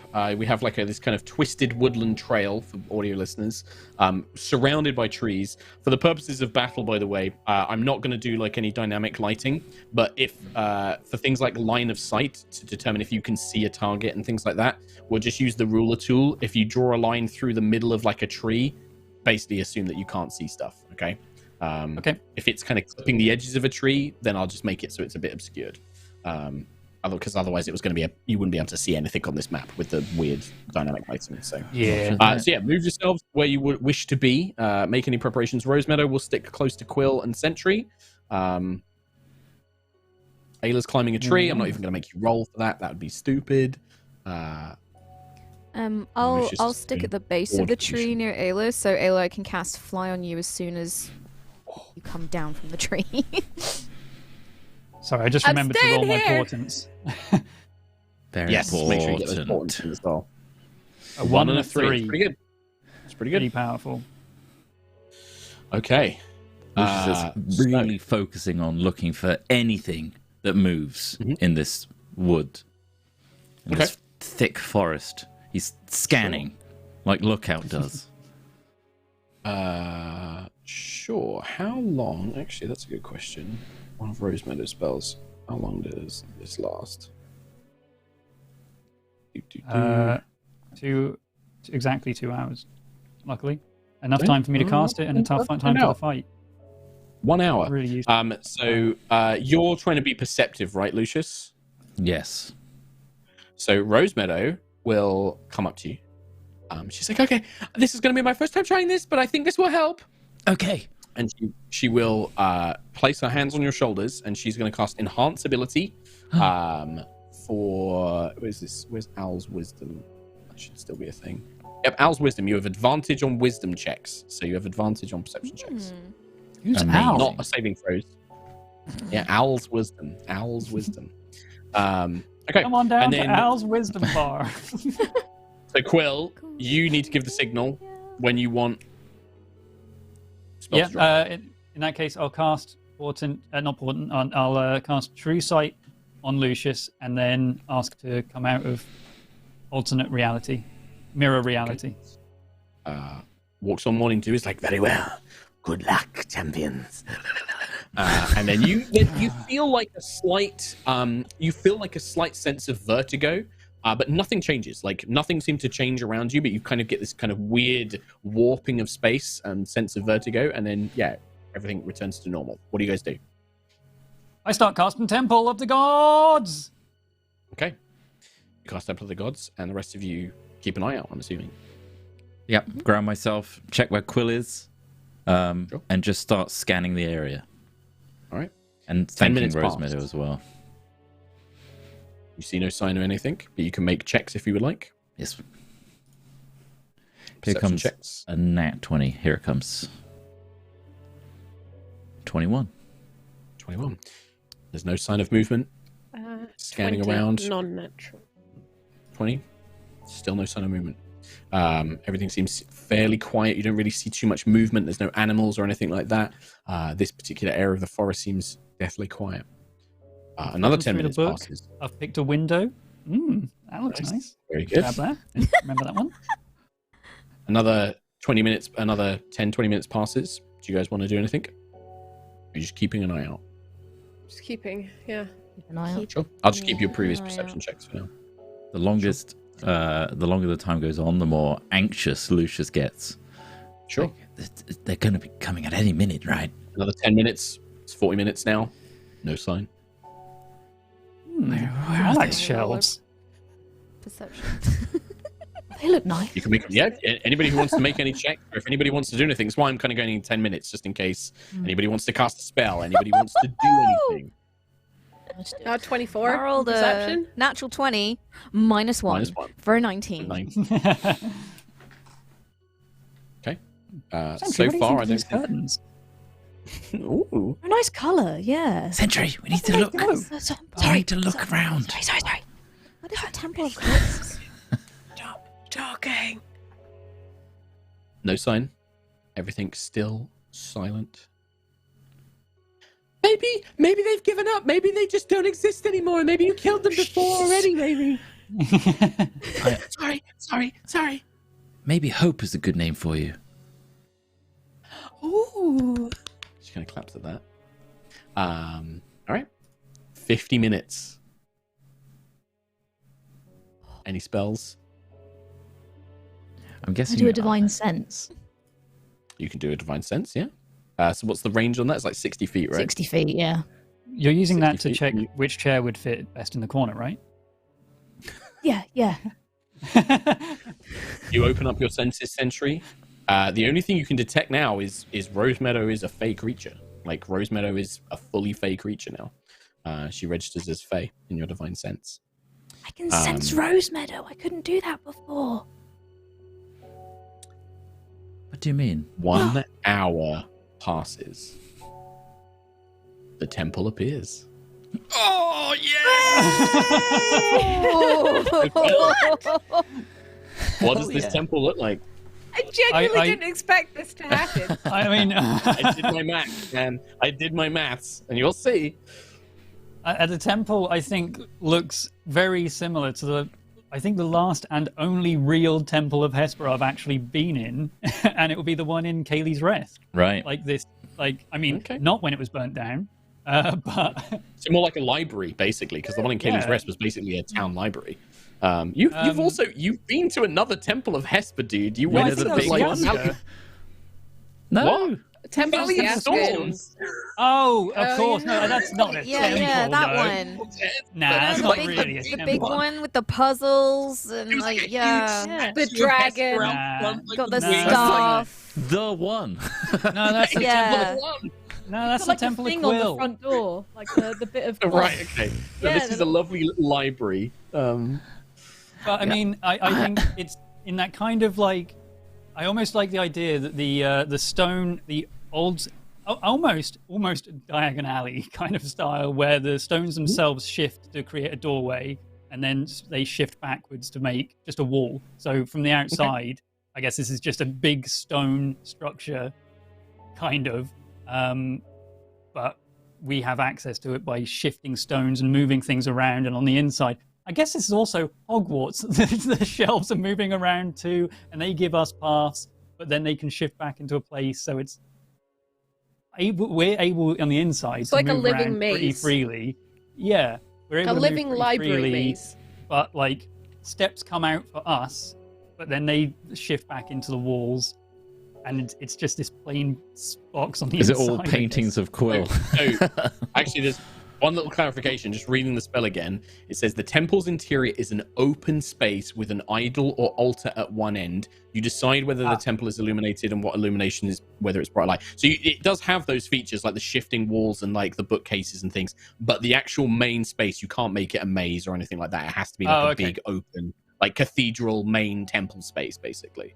But you can design like the walls and like it can have a balcony and stuff like that is fine. But you just has to be a big open space in the middle. And then there's is it like an idol or an altar at the end? Like what does that look like? The idol looks like that statue that we saw just outside the last temple of Hesper that we went to. You know, the actual The big temple. winged humanoid. Yeah, the actual temple. Yeah. For some reason in my head, I was like, oh, that was a temple for a dragon. That was your arc. Yeah. Let's just move on. And then you choose the temple opposes types of creatures you choose. Choose one or more of the following. So you can have celestials, elementals, fiends, fae, or undead. You can choose as many of them as you would like, apparently. All but fae. Undead. We want Rosemeadow to come in still. Okay. So all but fae. Yeah. The There's no temple... celestials and stuff around here, is there? I mean, you've said now. What? The temple Hey, what? manifests, conjured by golden light and then made real into real stones. And it kind of dominates the forest, seemingly overlapping it, just completely sort of erases what was there before. Yeah,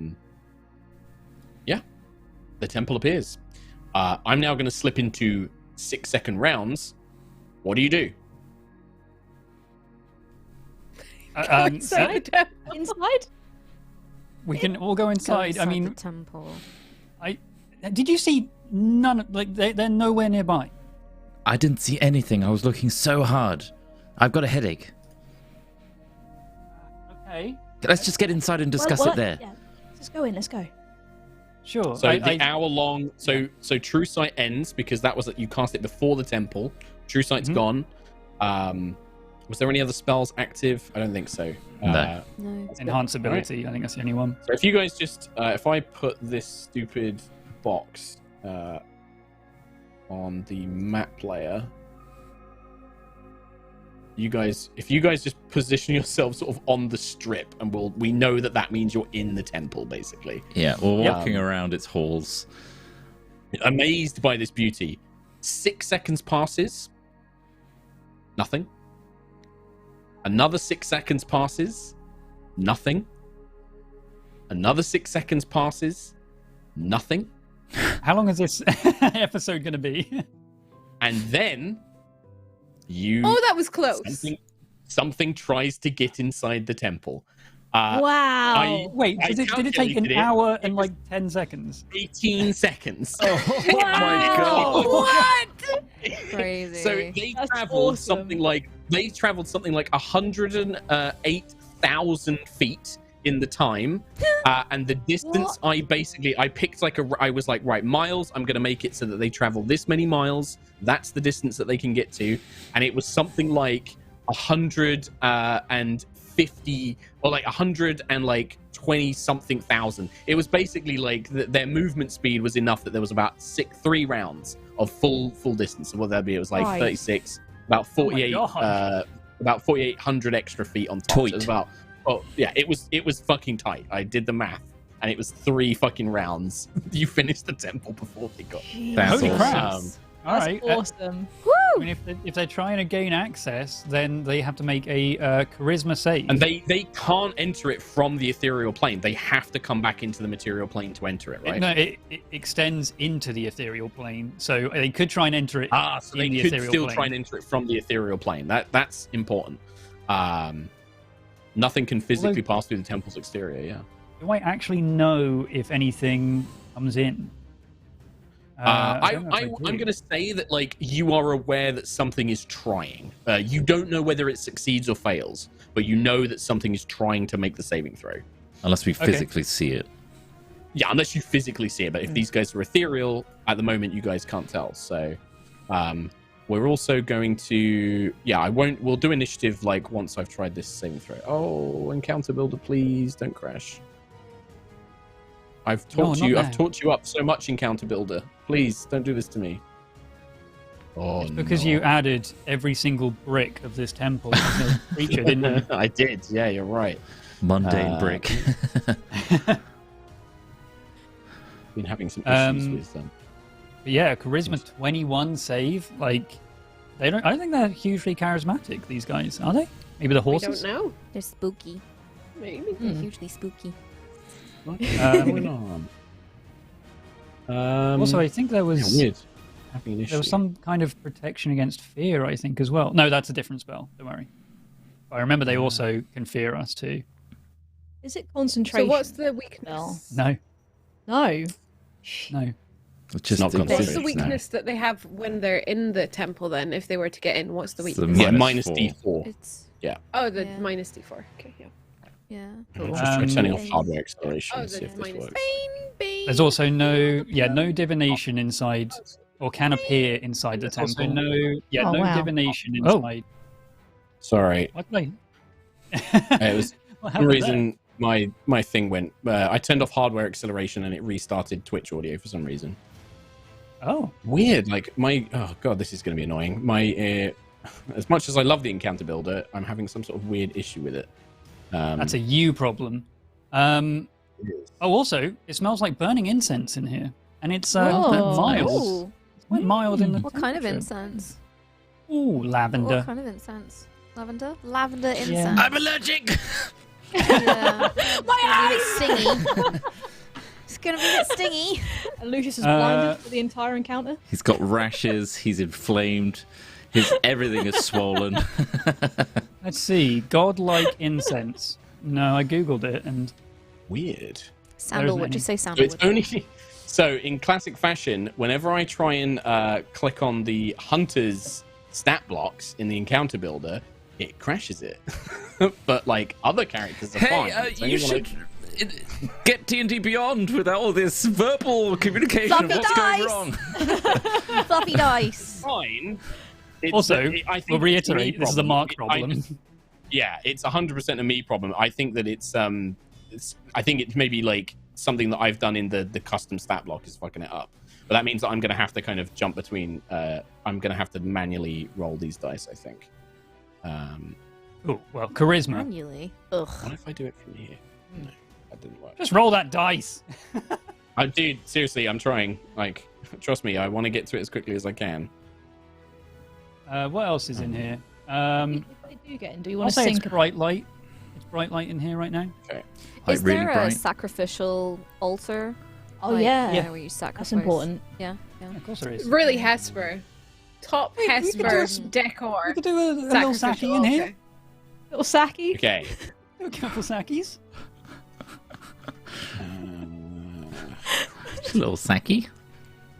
This is There's probably making some it squirrels Anyone and stuff wanna- around here, right? In the for me. forest. We can probably. Anyone want to get sacked?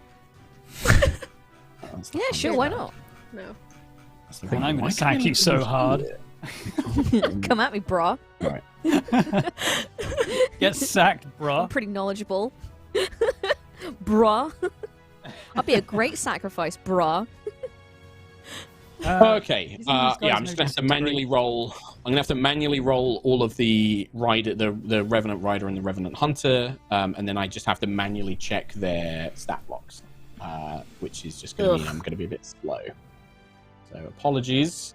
The first one fails the saving throw to enter. +3 to their roll. Get out. Yeah, they both fail. So you Quill. I probably shouldn't have said if they failed or not, but never mind. Yeah, you sense that something tries to enter but fails. Should we roll initiative so that we know what we're doing? Yes, please roll initiative. What are we doing? All right. Lammy. These Huge. fuzzy dice are so cute. Yeah, I've got fuzzy dice now. Yeah, I had to. 19. I've got dragon egg dice. Oh I'm hell also gonna yeah. have to manually input this for now. You closing all the time. Nice. Well, I rolled There a we go. massive 5 on my initiative. 5 total. Whoa. Nova. 19. What'd you get initiative? 19. 19. 9. Lucius. 13. 13. Ayla. 15. 15. And then Sentry. 17. 17. Okay. Nova Vija. I will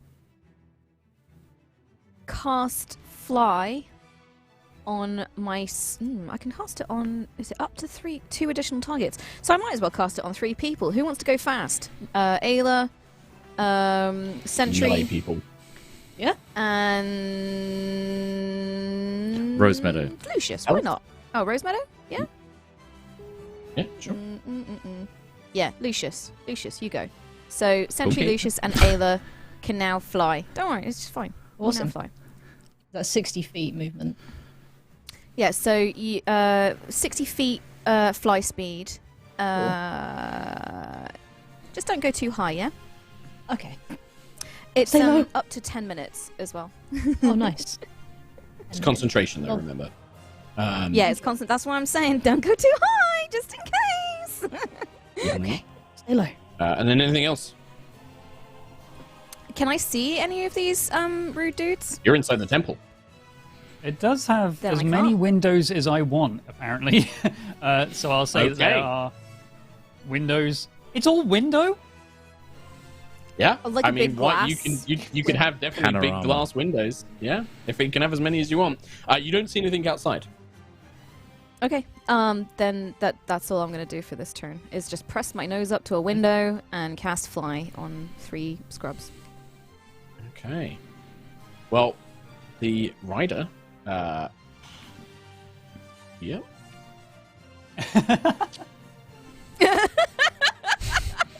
That. Keeps up. Well, you know what? This is a bit much now. I'm just going to stop. This is very silly.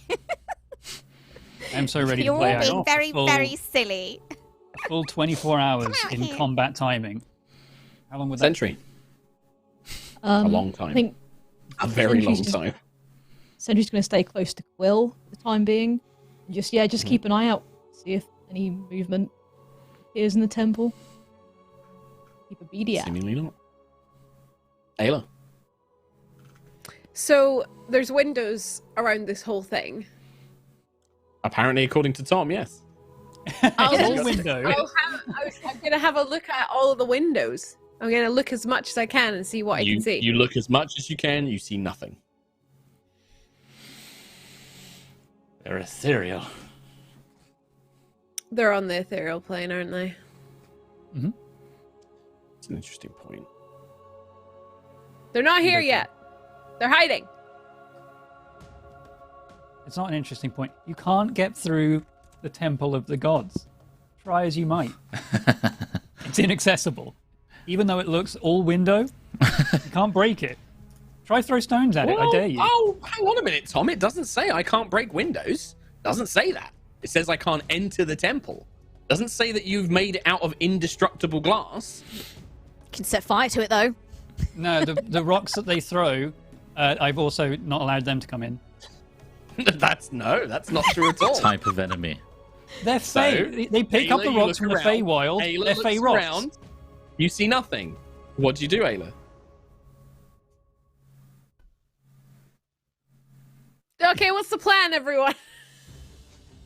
What do you want me to do? Whack when you Tell see me. them. They're ethereal. We're gonna need to go out there. Rosemeadow should make herself known. They're after her. They'll probably make themselves visible when they see her. I'm stood at these windows, these giant windows you've made. She's like stood by one of the giant windows. All right. Okay. Now, Ayla, after your turn ends, you do see something. Because one of them is going to come out of the ethereal plane. And it's the archer. Can I, as part And of the my answer is- movement, is there any This is stone after between the your windows? turn. This is after your turn. But is there any stone between the windows? Top to top. I'm asking Quill. Tom, How have you built if this? I remember correctly, Tom described it as it is all windows. I know, okay, hang on. It's like a There's a- conference center. There's a lot. There's a lot. It's not. Big windows. It's a decent amount of window. Yeah, no, I'll say that there are To see- large windows, but it is not Yeah. all window. But yeah, there's I'm stone going to in keep between saying the it's all windows. window because I like saying it's all window, but it's it not all all wall? window. It's literally a glass house. When they're attacking us, it's all wall. When we want to look out of it, Right. it's all window. Oh, that's weird. I see. It No, is it's two-way. that Realistically, one-way it's 50-50. glass, and they don't know. Yeah. Okay, No, there's a bit of wall. Where do you need wall? Yeah, There's there's wall. but I was going to stand at the You are. wall and look out the window. At the wall, look Sure, out you the can do window. You know? No, there's window there. It's everywhere. It's all window. But it's all wall. How about this? Don't There we put go. windows down. Oh. Ah, There we go. There's some handy. windows. Nice. Handy. It's not Okay. all window. It's a But lot there's of window, windows. though. Yeah. You said there were windows. No, I'm just saying there's a lot of window. It's not all window. I wish it was. You know what? It's Where's all window. It's just glass. All right. Well, Ayla, this was technically this was after you had taken your turn. So the archer pulls back and is going to fire an arrow at Rosemeadow. Who is at the window? Who's at the window? Object hardness. Yes, I know that's in. Let's have a look here. How tough It's is a actually window? arrow-proof glass. Yeah, Don't it's have some Arrow-proof glass. It's Sure. 10 panes of window back to back. We can see through it just fine. It's 10 times glazed. Yeah. What I are just the invented rules? bulletproof glass. What are the rules of Well, that's getting it. The problem is access? The spell.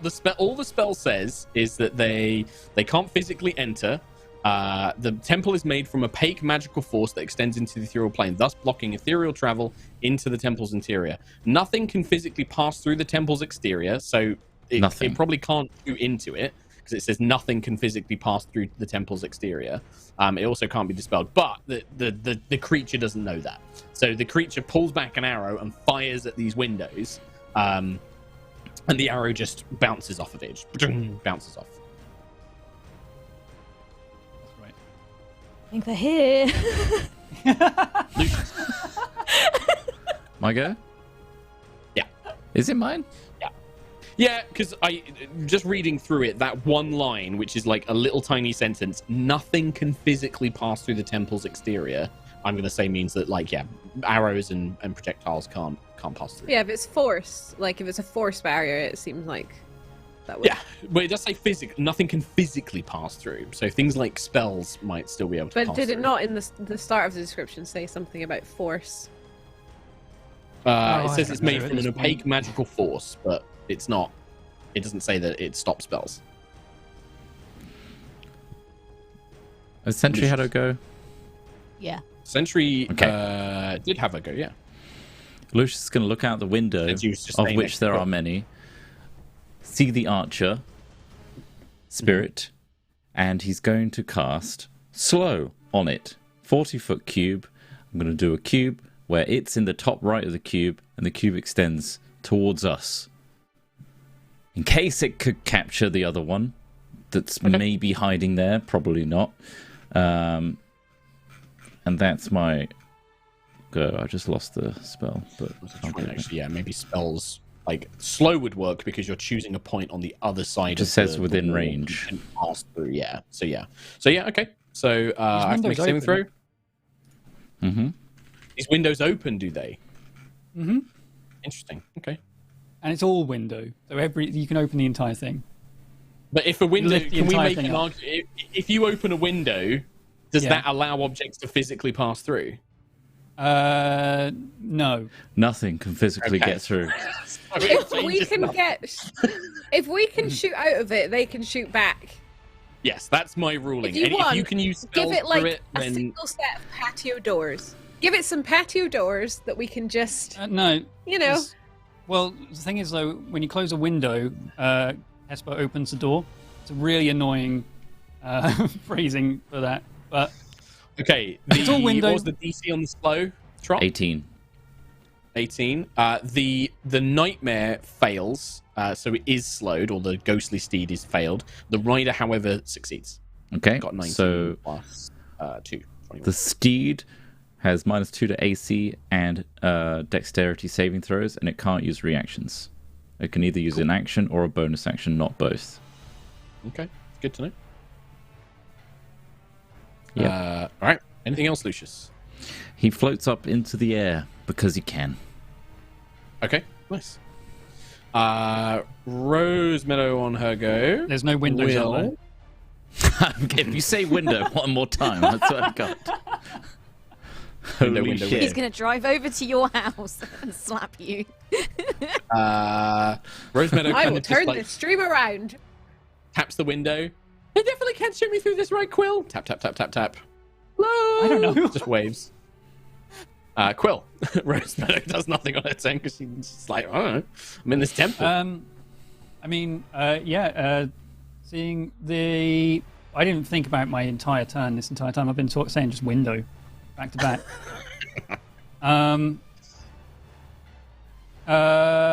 Can I do range attacks through it?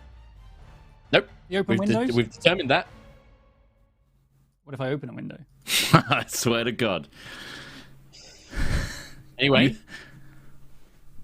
we will say that if you want to attack them, you have to stay out. You have to go outside. You have to step outside the temple. Oh, I'll just take a step out and then take a step back in with my rest of my turn. Okay. A triggered action goes off. The rider who had readied their action and the nightmare who had readied their action charge you. Yeah, you know what that... If you that checks die, out. does the spell go? No, I it's think it here. does. No, it's not concentration. So you do your thing first, and then their thing goes off because like the readied action. Actually, no, I think their readied action interrupts your action. Because there was when something appeared outside, so they get to go first. Charge, yeah, that makes sense. So this is the Revenant Rider with the sword, who's going to come in. They can only make one attack because of readied action. Can I protect Quill, please? Well, to protect it, it's disadvantage, dude. Oh, It's disadvantage. no. It's disadvantage because it's protected. He rolled a 20, BT dubs. Sentry. I think you've just saved my life. You stepped out 10 feet. I couldn't Oh my I wouldn't have God, been able so to do funny. anything, by the way. Portent only works if he says it before I roll it as well. Like he has to portent before I roll. So we watch as the my rider God. comes swinging by. Quill steps out the temple, and there is a flash of steel. And Sentry, there is just something, you know it's coming. You throw Starbreaker out, and it's just enough to deflect this sword, which is just about to cut Quill's Oh, head clean off. God. And you just the sparks fly as the sword scrapes along the magical weapon. Damn. Quill- Can we just take a second to notice how freaking Oh my happy Mark God. looked when he rolled in that 20? No, it was He was no. thrilled. That was not happiness. That was like, oh God, Quill's gonna die. That was a fuck. Quill's gonna fucking die. After all the temple, he's gonna fucking die. He steps outside Just and gets beheaded. building a temple, just like, ha, can't kill us. It's a mausoleum. Insta dies. That was nuts. Yeah, that you was built just a nuts mausoleum. there. That roll, I was like, I Oh didn't hear my Sentry say gosh. protection. Like my mind, it was like you know when you get that definitely tonight, did. just the. It was just that noise when I saw the top roll. I was like, ugh! But, you know, right. after the whole window kerfuffle, you would have deserved it, Tom. Yeah, Well, I that would. was ready action. The mount moved, and then the attack goes off. So that's the readied action. Well, fuck. But now you complete your turn. Yep, I was just going to guiding bolt at 4th level on the slow archer in the back there. So that is a plus 13 to hit. 30. Wow. 30 hits. 30. 4d6 plus 1d6, I think. Yeah. So 4, 5, 6, 7 d8. Is there any extra for undead? Unless it says on the spell. These guys aren't vulnerable to it, so no. Oh, it's it's just radiant damage. Is it D8 Whoa. on Guiding Bolt, or is it D6s? No, you're right. I rolled 7d8. My bad. You can just click it from the spell, dude. Like, you can just click it from the upcast spell. Yeah. 22 damage, and you have advantage on the next attack on that guy. Yeah, and that I'm was going against back the into actual the house. archer. I'm going to nudge back You 5 haven't- feet. He can still attack you from here. Well, actually, no, because the temple barrier, would prevent it. Yeah, I guess so. My bad. Not doing that again. Okay, don't go out there. Bad out there. All right, end of your turn, Quill. My turn. Fuck, I mean, I can't even use their legendary actions because they literally can't attack you through the barrier. Yeah, can't do anything. All right, Nova Vija. Can I cast Hexblade Curse on this guy? As long as rider? there's not like a beam or anything that passes through the thing. So like the No. slow spell, if it originates It just like on a spot. Yes. you Yeah, can. it just says like a creature you can see within 30 feet. Yep. Then you can. So I'll Hexblade Curse him. And I'm guessing you probably won't allow me to do an Eldritch Blast because I feel like that comes from You can't. me, You can't. Yeah, it so comes from you and projects outwards. It's a beam. It specifically says it's like a beam of force. If I went to this magical doorway though and started blasting, would that You have count? to be outside the temple. I have to be outside. Okay. Mm-hmm. So what if I go 5, 10, 15, 20, 25... Wait, no. Where was I?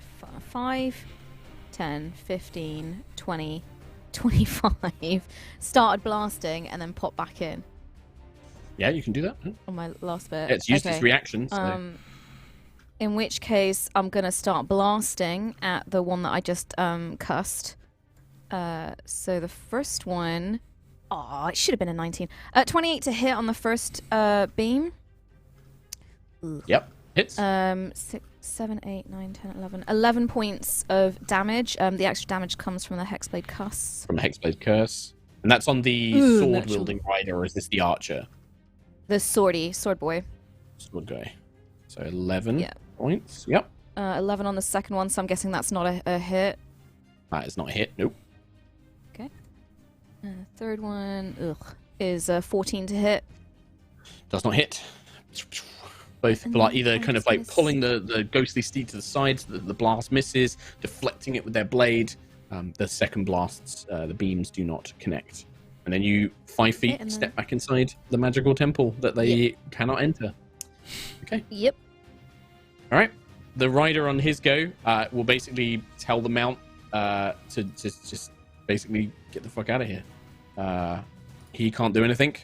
So, and then the mount goes next. The mount goes to the ethereal plane, and they're gonna fuck off. Oh, great. Well, they're not stupid. They're not just gonna stand there and let you attack them.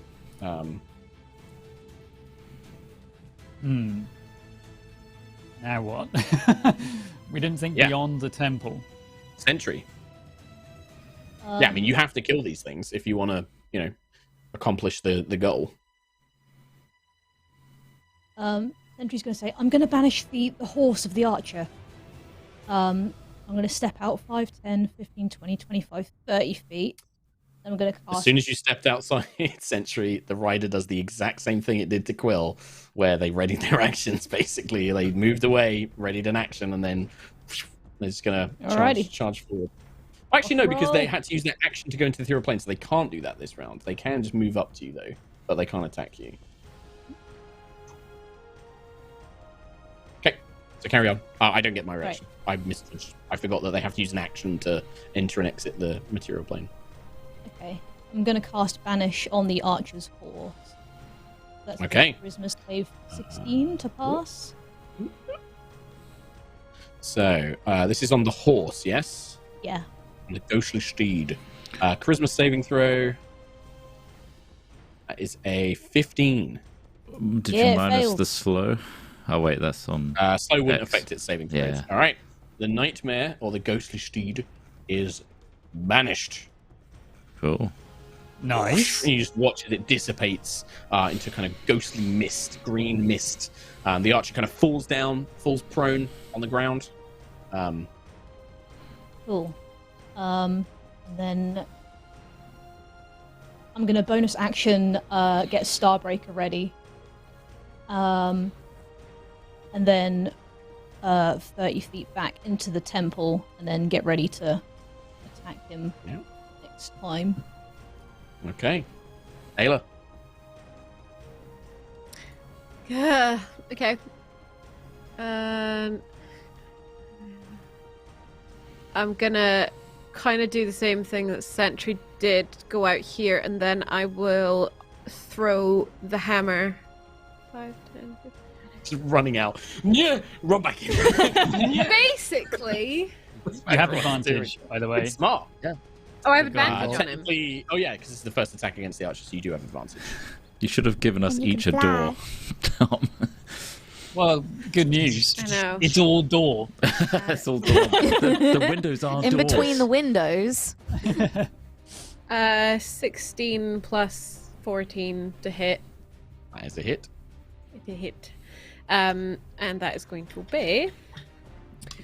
Oh my god, I forgot what my bonuses are. God, it's been too long. Oh, sorry, I forgot to rage at the start of my turn. Can I rage? Well, you've Before already I attacked throw this the time, hammer. so no. You've already made the attack roll, but you can rage it after the attack, yeah. Or remember to do it first. Forgot. I've forgotten okay. how to do fucking anything. That's okay. I don't know what my bonus is. I guess It's just the weapon 9, plus the 9, 10, 11, lightning. 13 total. 13 damage then 13 because it's cold. not got rage. 13 And points. plus These guys do have some lightning resistance, so 13 lightning damage. 13, so half that would be 6. Hammer flies through, strikes into the rider, who is prone as well. The lightning kind of arcs over their body, doesn't have as much of an effect, but the hammer still kind of like thumps in, causing a heavy blow, and then snaps back to your hand. Yep. That's that. That's it. Okay. And then you move back in as well. I will rage. And then I move back in. All right. Can't function. The hunter without his steed will basically he's gonna basically run behind the trees and use the trees as cover. In fact, I'll leave him visible, but he's line of sight blocked, hopefully. And just basically runs for cover, gets behind a tree, and then is gonna ready their action. Okay. Lucius, Lucius, as he's flying, is going to quicken a spell of Okay. Chromatic Orb, which allows me to do it as a bonus action. I'm going to dash so that I can really fly up into the air. Okay. Chromatic Orb down as soon as I see him beyond the tree, and then fly back in really fast. Okay. As soon as you fly up and as soon as you get visual sight on him, he sees you, his readied action goes off, and he shoots you before your spell goes off. All right. This is from the hunter, and this is just with the normal attack with the bow. Oh, 2. So it's a miss, I think, still. That's going to be 11 to hit. So the arrow flies past, and then the chromatic orb. Hell yeah. Miss. All right. Chromatic Orb is going to be at 5th level. I should have announced that before. That's fine. All right, here we go. You said you were casting it, and then I interrupted the reaction, so... Fuzzy dice, go. 21. 21 hits. Hell yeah! Okay. 78, here we come. Fuzzy up. 37. Hold on. Check for 1s and 2s. 37. Ding dong. Good. The witch is dead. Right? 37 points. Which old witch? The what is it, That acid or wicked cold? witch. I'm going for acid, please. Okay, acid. The orange light kind of splashes over the creature, and you can see its kind of leather coat and hat begin to kind of like burn and sizzle. Still pointing its bow up at you. Looks injured, but again, it's hard to tell with these things because they're undead nature, just how badly hurt they are. Well, let's injure it more with some dichromancy. 10 points. I guess I could... 10 points. Now, you said you dash. You said you wanted to get up. So you moved out. So you would have gone 5, 10, 15. And then, yeah, if you go up... Dash when flying is 120 feet, right? Yeah, so you got 15. But I'm just thinking, because if you want movement to get back as well. So yeah, if he went 60 feet out, he is 30 feet away from it. Yeah, which I think would be about, I think moving to about there. So that was 15. So that's another, 60 feet? So that's like 75. So you have 45 feet of movement left. Of which I will go back inside.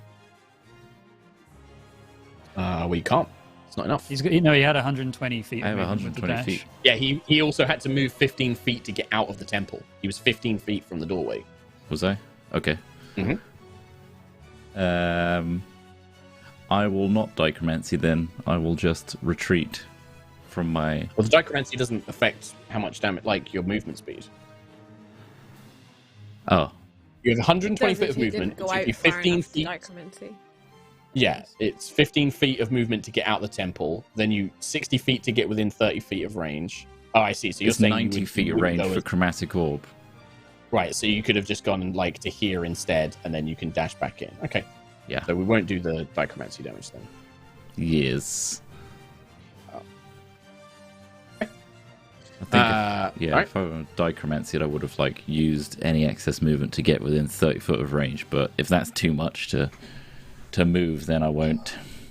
The thing is you wouldn't have known that before you moved back though. Like, would Lucius have just flown out to get the dichromancy off, and then you would move back and realize you didn't have enough movement, or is that metagaming it a little bit to say, well, I didn't have enough movement to get back, I'm not going to do that?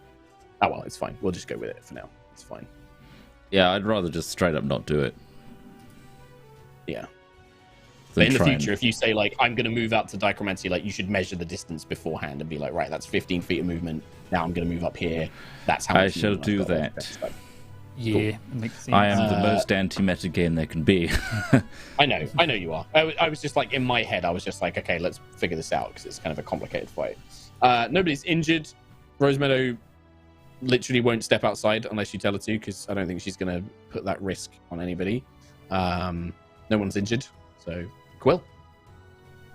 Cool. I want to. Do I want to go out again? Sure.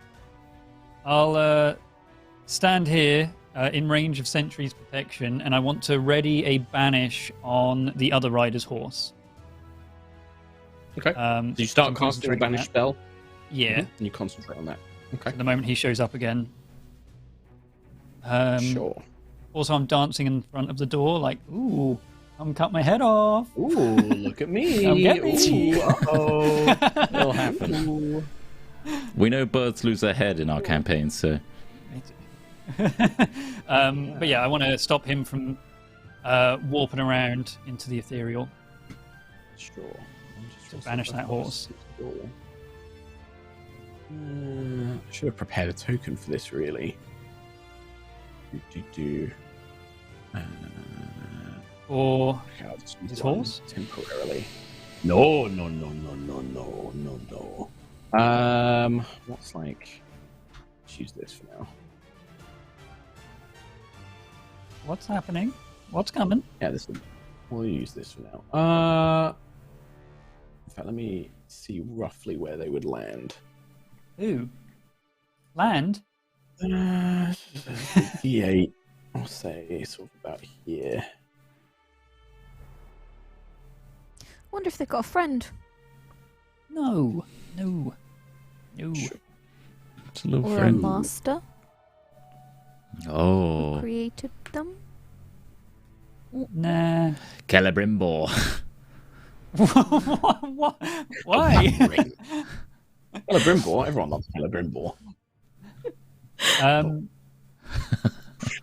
Just use a token. Quill. Everyone actually, you do see a flash of light. You see like almost like a beam of light come down from the sky just behind where that archer is. Okay. So we don't see what it is. Oh, I guess they're out of line of sight, aren't they? Action would be use that. They've done that, so they know that that's there. They've done that. Yeah. Okay. Nova Vija.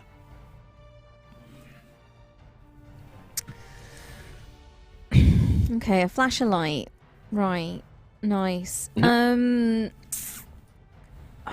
think, yeah, not knowing where the other rider is, I will do, and also because I'm concentrating hard on not dropping my friends out of the sky, it's going to be a cheeky little pop out.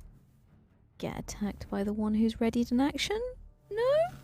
Okay. Now I'm already out here, It's true. Yeah, that's true. Yep. And then, yeah, Eldritch Blast, classic, You simple, can't Eldritch Blast. effective. So your line of sight, because it would go through the tree. They're currently but basically they've got full cover behind the tree from where you currently are. Okay. So if I go to the left. You need to get into a position where, you can... Nope, it can't go through the middle of the tree. You have to basically come at it from, this sort of angle. Okay. So at the moment, he's basically... The archer is hidden behind, a pretty big tree, and you don't have any line of sight to them. You can't see them through behind this tree. Lucius could only see them because he was flying up in the air, and he flew directly to the side. Okay, I'm gonna cast Synaptic Static then, which a point within range, and it causes psychic damage energy to explode there. So 20 foot, centered on where Poo Poo faces. You vaguely think the archer is. Sure. Yeah. Okay. Yeah. Archer has to So make anything within throw. 20 foot range of that. It is an intelligence saving throw. Alrighty. Please. DC 18. That is a failure. 15. Okay. So he will take 24 points of psychic damage and is also muddled. Which is the minus. Which is where... You get a minus, don't they? Yeah, you roll a d6, subtract that roll from your attack rolls and ability checks and constitution saving throws to save concentration. Perfect. If you can remember that for me and just remind me whenever I make an attack with them. Yes, boss. Okay. Yeah, and then I guess I'll just smoozy on back into the door next to a window Alrighty. and see what happens next. Okay. This guy, the timing of this guy is kind of annoying because his mount goes after him. I keep forgetting that they've got legendary resistance, actually. Oh. The horses too? No, not the horses. Hey. But against that muddling, I could have done a legendary resistance. Oh well. All right. Well, I guess on this guy's turn, the only thing he can really do is ready in action. Quill, some stuff is going to happen that's going to kick off for you. I'm ready to kick. Oh. So, yeah, as expected, the rider who was in the ethereal plane, the ghostly steed, charges forward in the ethereal plane, appears before you. Your banishment goes off because that was the triggering thing as soon as it appeared. Nice. That means the horse makes a Charisma 21 save. Yeah. Charisma, I'm pretty sure it actually... Oh, it can succeed on a 19. It does not. Whoosh. Le horse, le banish. Horse down. The ghostly steed of the sword-wielding rider now vanishes as well. The rider technically would have been riding at the front anyway. The rider falls from it, but his readied action is also still going to go off as well. So as he's falling, he swipes at you with the sword. With his sword. Off with his head. Action for Quill, so disadvantage. 19 on 1. 19. From there? And 19 and 1. Oh, yeah. 1. So yeah, again, Sentry just kind of That steps out protection. momentarily and blocks it as the sword clashes again and sparks flying all over you. Impenetrable. Crazy. Impenetrable. But- Great. And the horse is down as well, so he ain't going anywhere now. Well, Yep, run. pretty much. And that was his readied action. Yeah, that's pretty much it. Sentry. All right. I think Sentry's going to step forward and, start attacking this guy with Starbreaker. I'll make 2 attacks against him, s'il vous plaît. Yep. 12. First one, let's go. 25 for the first attack. That is a hit. Starbreaker charges forward. It's not souped up though yet, is it? Starbreaker's just in normal form. It is souped up. I did that last Oh, did you do that? time. Sorry, I'm Last doing a turn, million yeah. things. So I missed it. Okay, cool. No, that's all Nice. good. You got a lot to keep track Sorry. of. That's all good. All right, so I'm going to do a level 3 Divine Smite against this guy. Jesus Christ, this is fucking hell. Smite him! 2d12. Luckily, this And then, guy's oh no, already next taken he's much undead, so it's an extra d8. And Extra then... D8 as well, yeah. Woo! Yep. Okay, incoming. Just a million dice. 52 damage for the first one, so I'll get a +7 as well. Okay. So is that 45? 45 but 52 total because I've got a +7. Yeah. Mm-hmm. So the lance just burrs a hole through this guy's chest cavity, ripping it apart. Fucking paladins, man. Another one, please. I'll just do that 26 to again. hit for the 26 to second hit. time. Alright, I'll do Yeah. another level 3. 1, 3, 4, 5. 1, 2. I think that's. What is this? The 2d12 green and, energy like, begins million? trailing off as you rear back, plunge the lance in for a second time. 35 for the next one. 35 points of damage for the next one. These two like gaping wounds ripping through the hunter as the power of Starbreaker kind of erupts outwards from it. Still standing though, however. Okay. Then I'll step back in and end my turn there, please. Okay. At the end of your turn, Sentry, the hunter is the swordsman is gonna use their legendary actions to use Headhunter against Quill. And make an attack with advantage. No disadvantage, no problem on this. Well, he does. He rolls a 3. He rolls a 3. You're going to portent it? Okay. Of course I Yeah, am. makes sense. Absolutely. Yeah, absolutely. This could have been super bad. So, yeah, it doesn't hit. That's I going to wanna be know what he a could have 12. rolled. Actually, I need to 12 what would he total. rolled?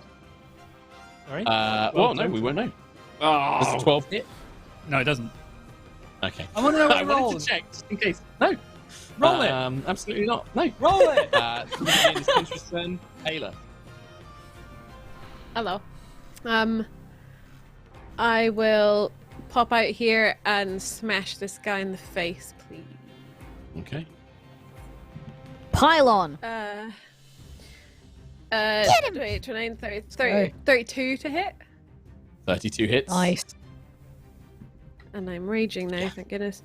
I think this guy's done. 18. But by the time Ayla has finished whacking, I think this guy will, at least his first form will be done.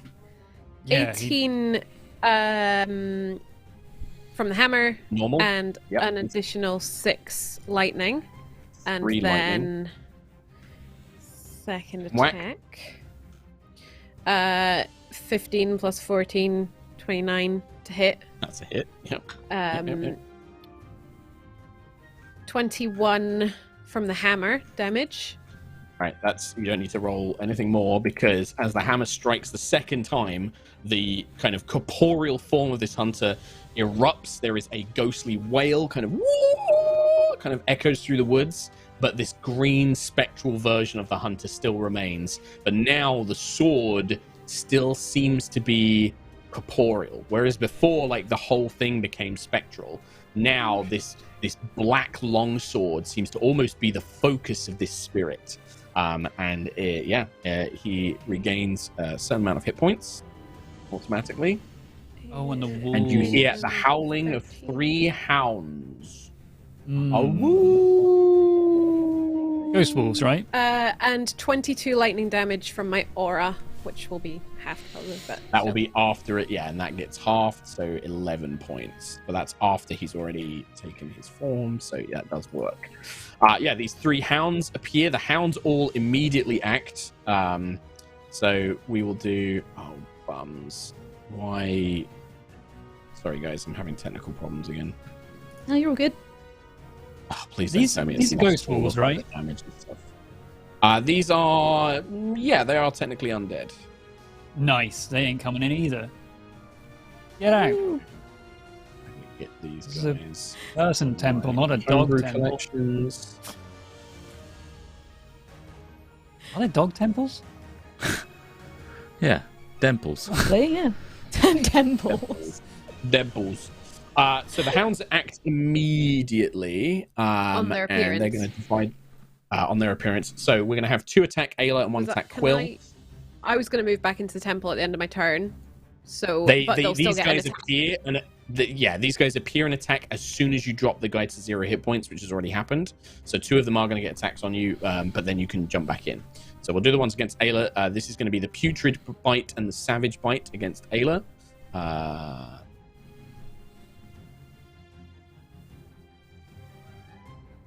Probably. That is going to be a 16 to hit, which I believe is a miss.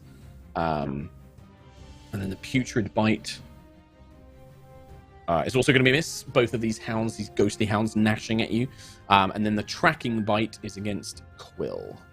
Oh, that's the bad one. It's only a if I 7 to remember? hit, though. Nice. Rolling really bad. Had that natural 20, and now that's it. The hounds all like gnash away. No strikes hit. Ayla then moves back, and that's the end of your turn, right, Ayla? Yeah. Okay. The Archer is going to use their legendary actions and use all 3 to perform Headhunt, which allows him to move his speed. 15, 20, 25, 30. And then he shoots at Quill. He Heartbreaker. rolls a 1. I am not Awesome. getting. I mean, like if they're gonna headhunt and heartseek me, I'm gonna get rid of them. You're the only target they can hit. Oh, You're the only target they can hit. A reaction to do that. Let's have a look. You That can was press any my attack next roll. question. You can do these before. It doesn't. No, it's just I can do it before the roll. If it doesn't say any then, roll. Yeah, it doesn't say. Then you can use it as many times as you like, but they're gone now. They're gone now, which is. So you Kinda see sucks, this flash, Quill, of this arrow firing towards you, and you use that momentum to kind of throw yourself to the side as the arrow plunges into the temple background behind you. Okay. Yeah, it's pretty scary. That was the end of Ayla's turn. Both of the ghostly steeds are still banished. Now it's the Archer's actual go, and he's going to shoot twice at you. Oh, But normal attacks. okay. I mean, you're the only one I can hit. 2, miss. It was Amazing. nearly a 20 again as well. They're fumbling. No, that might actually hit though. 17 to hit. It does, and I'll let it hit me. No, I won't. I will let it hit me. I won't actually. I'll shield it. Okay, right. You shield it. Nice. So, gone. So magical shield. That's your reaction as it bounces off. Oh my god. I can't lose concentration on the banish. All right. I can see him through the window, right? You can, but don't forget, nothing can pass through it. You have to step outside. Well, I did You can do slow. That's true. Yeah, you can do anything that slow. doesn't physically pass through. Yes. I'm gonna try and dominate monster. Okay. Wisdom saving throw, please. Don't need to. Immune to being charmed. So does not work, I believe. Correct me if I'm wrong. Dominate monster. Probably a charm, right? I think it is. The creature is charmed by you for the duration, so yes. Unfortunately, you try and conjure it, but there is no mind there to take the grip of. There is pure rage and spirit and nothing for you to dominate and control. That's fair. Yeah. Okay. It's an undead creature. A lot of undead creatures are immune to being charmed, unfortunately. That's my go. Okay. These are his hounds. Rosemeadow's go. Rosemeadow will do. You know what? She's going to take a leap out of everyone's book. Oh, she can't actually physically fit. She's too big now. I can't really do anything. I can't reach. I'm sorry. She's sort of stood behind Ayla and the sentry. Yeah, that doesn't trigger. She can't do that. She can't do that. She will. She will actually reach over Ayla's shoulder and touch Quill and cast Enhance Ability for Bear's Endurance, and you get 2d6 temporary hit points, Quill. Wow. Do I roll those or? Oh, I'll roll them. I'll roll them for Rosemeadow. Okay. 10 temporary hit points. Wow. Wow. And then she sort of just slinks back like, I'm helping.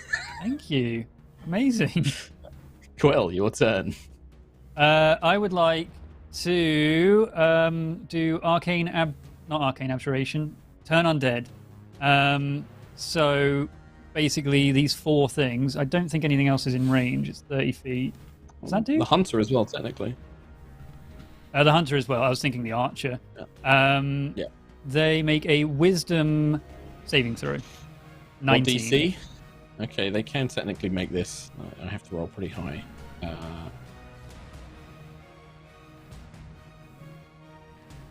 Fail, fail, fail. All 3 fail. They are all turned. And then finally, the rider himself. Fail. all of them are turned. Anything below a certain combat rating, which I think is all the wolves, as we did last time, they're destroyed. Yep.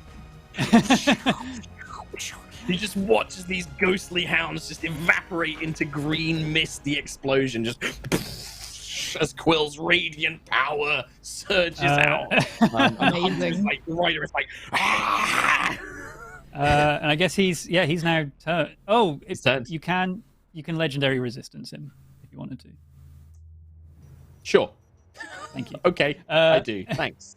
I just know that you forgot it great. last time, and I thought I'd give it to you. I've got a lot going on, but no, he will succeed. And I'm going to back up. I'm going to go back into the temple. He can probably do an attack on me. Ooh, he would. Ooh. Get an attack of opportunity. This is the 20. I'm screwed. This is the 20. Oh my god! Oh shit! You did it at me! Oh no! You get a saving throw now, happy. right? Yes. So, Quill. Oh boy. Oh my god. Right, hang on. Give me a second here. Yeah, you need to make a Constitution saving throw, Quill. Does he get any bonuses? Did you have any buffs or anything? What did He has Rosemeadow just advantage cast on because you? of enhanceability. Wait, hang on. Enhanceability. I think this only affects ability checks. Constitution. Yeah, it doesn't affect saving throws. You don't have any Wait, portents. so what am I doing? No, I used them all. And even then, it was Constitution 1 saving in a 3. Yeah. Constitution saving throw. Oh, I've only got a +2. Oh, fuck. I don't want to click it, you know? Do you have a +3 for me? If that's I any do have a help. Okay, so +3. it goes up to a +5 total. Well, I'm rolling with a +2. Oh my god, okay, so 16. Plus another 3 from Sentry is 16.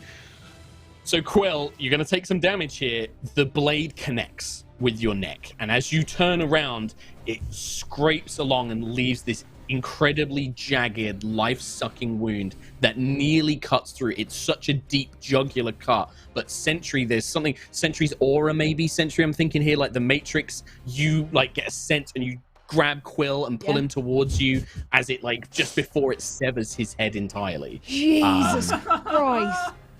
Fucking Christ, I can't believe it. I can't believe What was the it. save on that? Was it a 15? I'm not going to say. I'm not going to say what it was. Okay. I'll say afterwards. I'll say after this fight. Sentry Oh my God. has protected me so many times in this fight. Yes. Yes. Doing my job. There's no way it's not. There's no way it's not like 13 wouldn't have done it. I don't think. You still think take your how much is protection. that? Dice go away. I can't see how much damage that is. 32. 32 plus 5. 37 points of necrotic damage, Quill. As this blade like rips through your jugular and your neck. But yeah, Sentry manages to save you before it cuts your fucking head off. Okay. Horse is back. Oh yeah. You can make that save, I think. 37 halved. No, I would be did. I 15. rolled a 14. Oh, you failed. Okay. So the ghostly steed. No, 13. Sorry. You banished the archer's horse, or was that no, it Sentry was the banished? other one. The other Yeah, one. it was Yeah, this. the Ah! Oh my Alright, they're god! talking. Christ, dude. No, I'm not all right. Friggin' survived I've got some 20 further, from I've a got some vorpal further bad sword. news, Quill. That was the end of your turn, right? So you're done. I'm in the temple though. I'm not leaving. Yeah, no, that's fine. You see Staying here for 8 something. hours. You all see Oh, something no. emerging Oh no. Oh no no no no no no no no. 30. You can just about see her through the tree line. You see a woman in a red dress it. with bladed metal We wings can't win that. and dark hair.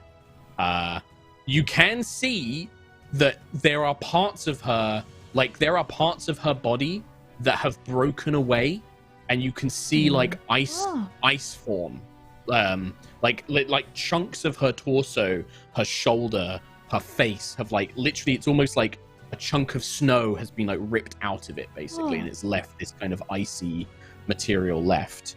Okay. The hair is kind of disarrayed. There's no wounds, but you can see these like chunks of missing body parts, and you can just see like power radiating off of her as this Zarkira, as far as you can tell, it's like marching towards the battle. Oh god.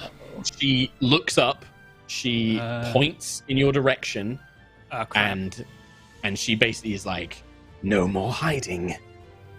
And a beam of black light comes from her finger and strikes the temple and disintegrates the temple. Yeah, the one person who has a disintegration rate.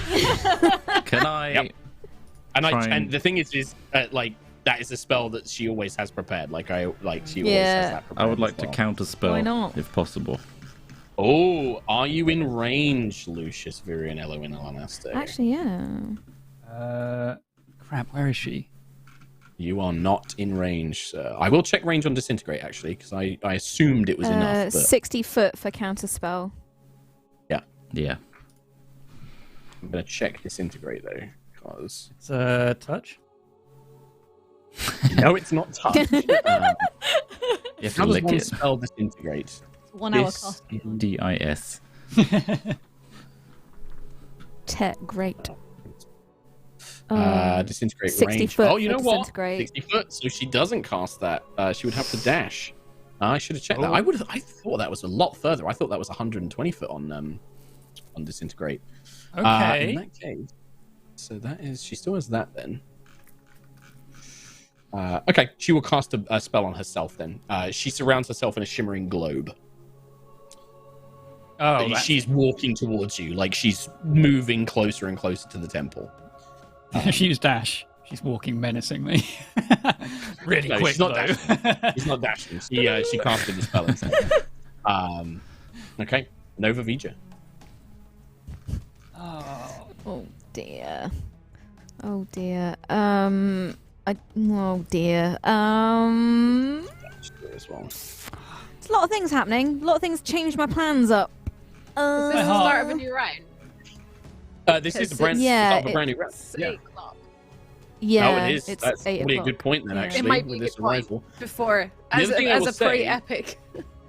Yeah, the other thing I will say about this Zarkira, just before we round up, there's no stream afterwards as well, because they're doing it on their own channels. So you notice that this Zarkira does look, she's dressed differently to the one that attacked the Storm Chaser that one time. Her robes are just, it's like a different cut of like robe, like a different style of dress. And she's wearing a pair of braces with, or actually just a single bracer with a large amethyst stone in it.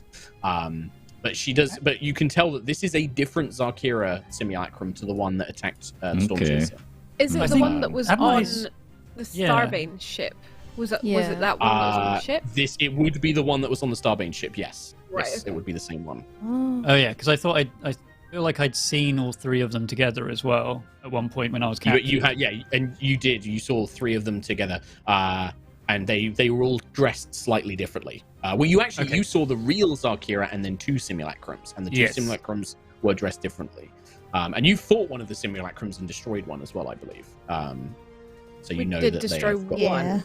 Because Yes, I took a destroyed crown one on of the her. edge. Yes, on Gusthaven. On Yes, Yeah. that's right. Gusthaven we So got you her. know that, like, you can see where the snow, like, you saw that one melt into snow when you defeated it before. This one looks like it's been injured. Like, this simulacrum looks like it's been in battle and has taken wounds. And that's where these missing chunks of snow have come from. She being Maybe up trying to get interesting. into the Feywild. Maybe. But that's it. Possibly. Yeah, that's a good point. Good point, Katie. That's a good point to kind of leave it on a nice cliffhanger. Yeah, I mean, with, we know that she can disintegrate. she could get rid of this temple at any point. And Yeah, man, fuck. I really thought that was a range of 120. I really should have checked it, but I was like, oh, it disintegrates. It's like loads of range. No, it's only 60. holy shit, that 20. My Ah, God, fuck, my dude. heart. I can't believe as well that you were like, oh yeah, I guess you can. Yeah, you get an attack Yeah, on it two. won't And it's like, happen. oh, hope you don't roll Yeah. a 20. I was just like, wow.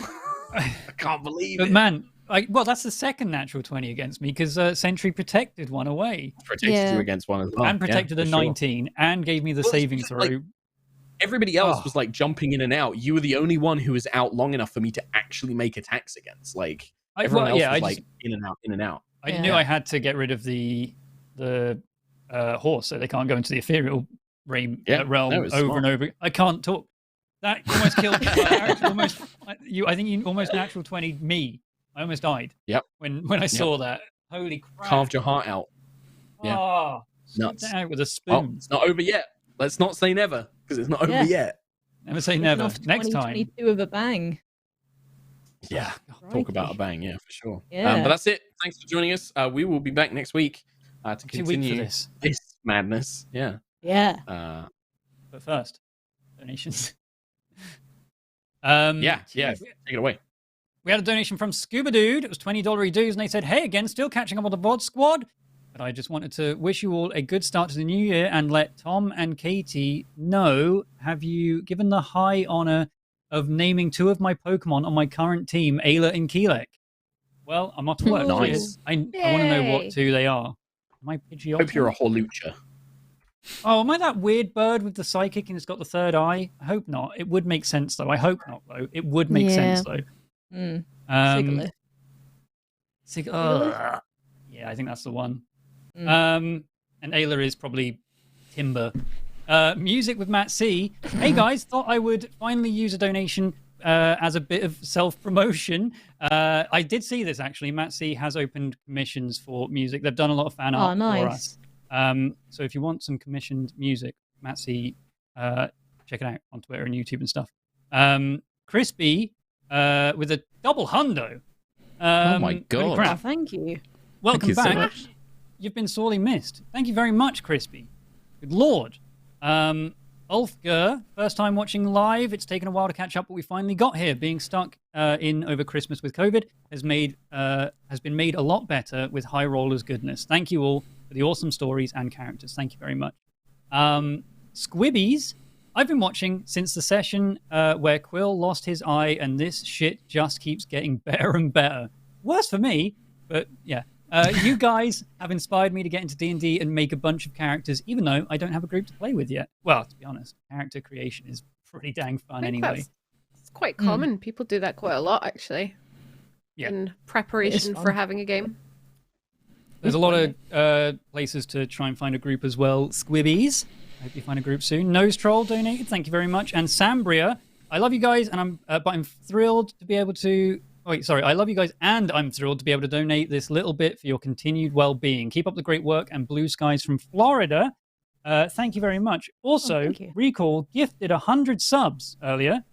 There was a lot of Cool. gifties today. Codaman did. Thank you, Rick Recall. And Thank MK13 you. Wolf. Thank you so much. MK13 Wolf Yeah. 55, Grandmaster DJ with 10, Being Wolfie with 5, Olivera 3, Moriarty 77, and Cola Man 61, which is a weird amount of. Oh my subs, but God.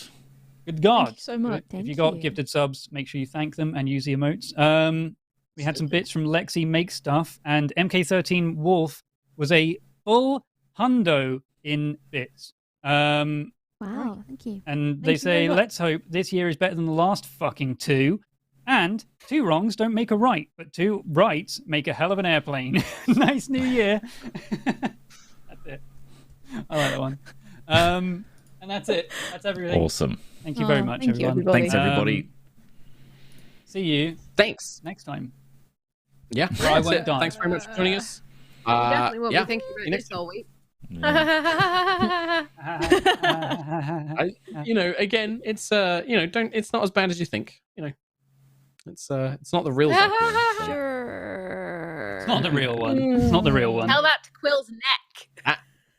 I would not waste the real Zarkira on a fight like this. The real Zarkira will Yeah. be saved for when we are in the studio because I have miniatures that I've been dying to use. For Hell yeah. You have a Zarkira mini. Cool. I've had it for a very long time. So. Oh, sorry, everyone. Aw. Studio's been delayed. I just don't want to fight Sarkira. Forever. No. Nice. All right. Thanks, everybody. Definitely. We'll see you Thank soon. you. Thanks for all your love. Bye-bye. Bye, Mwah. everybody. Bye-bye. Bye-bye.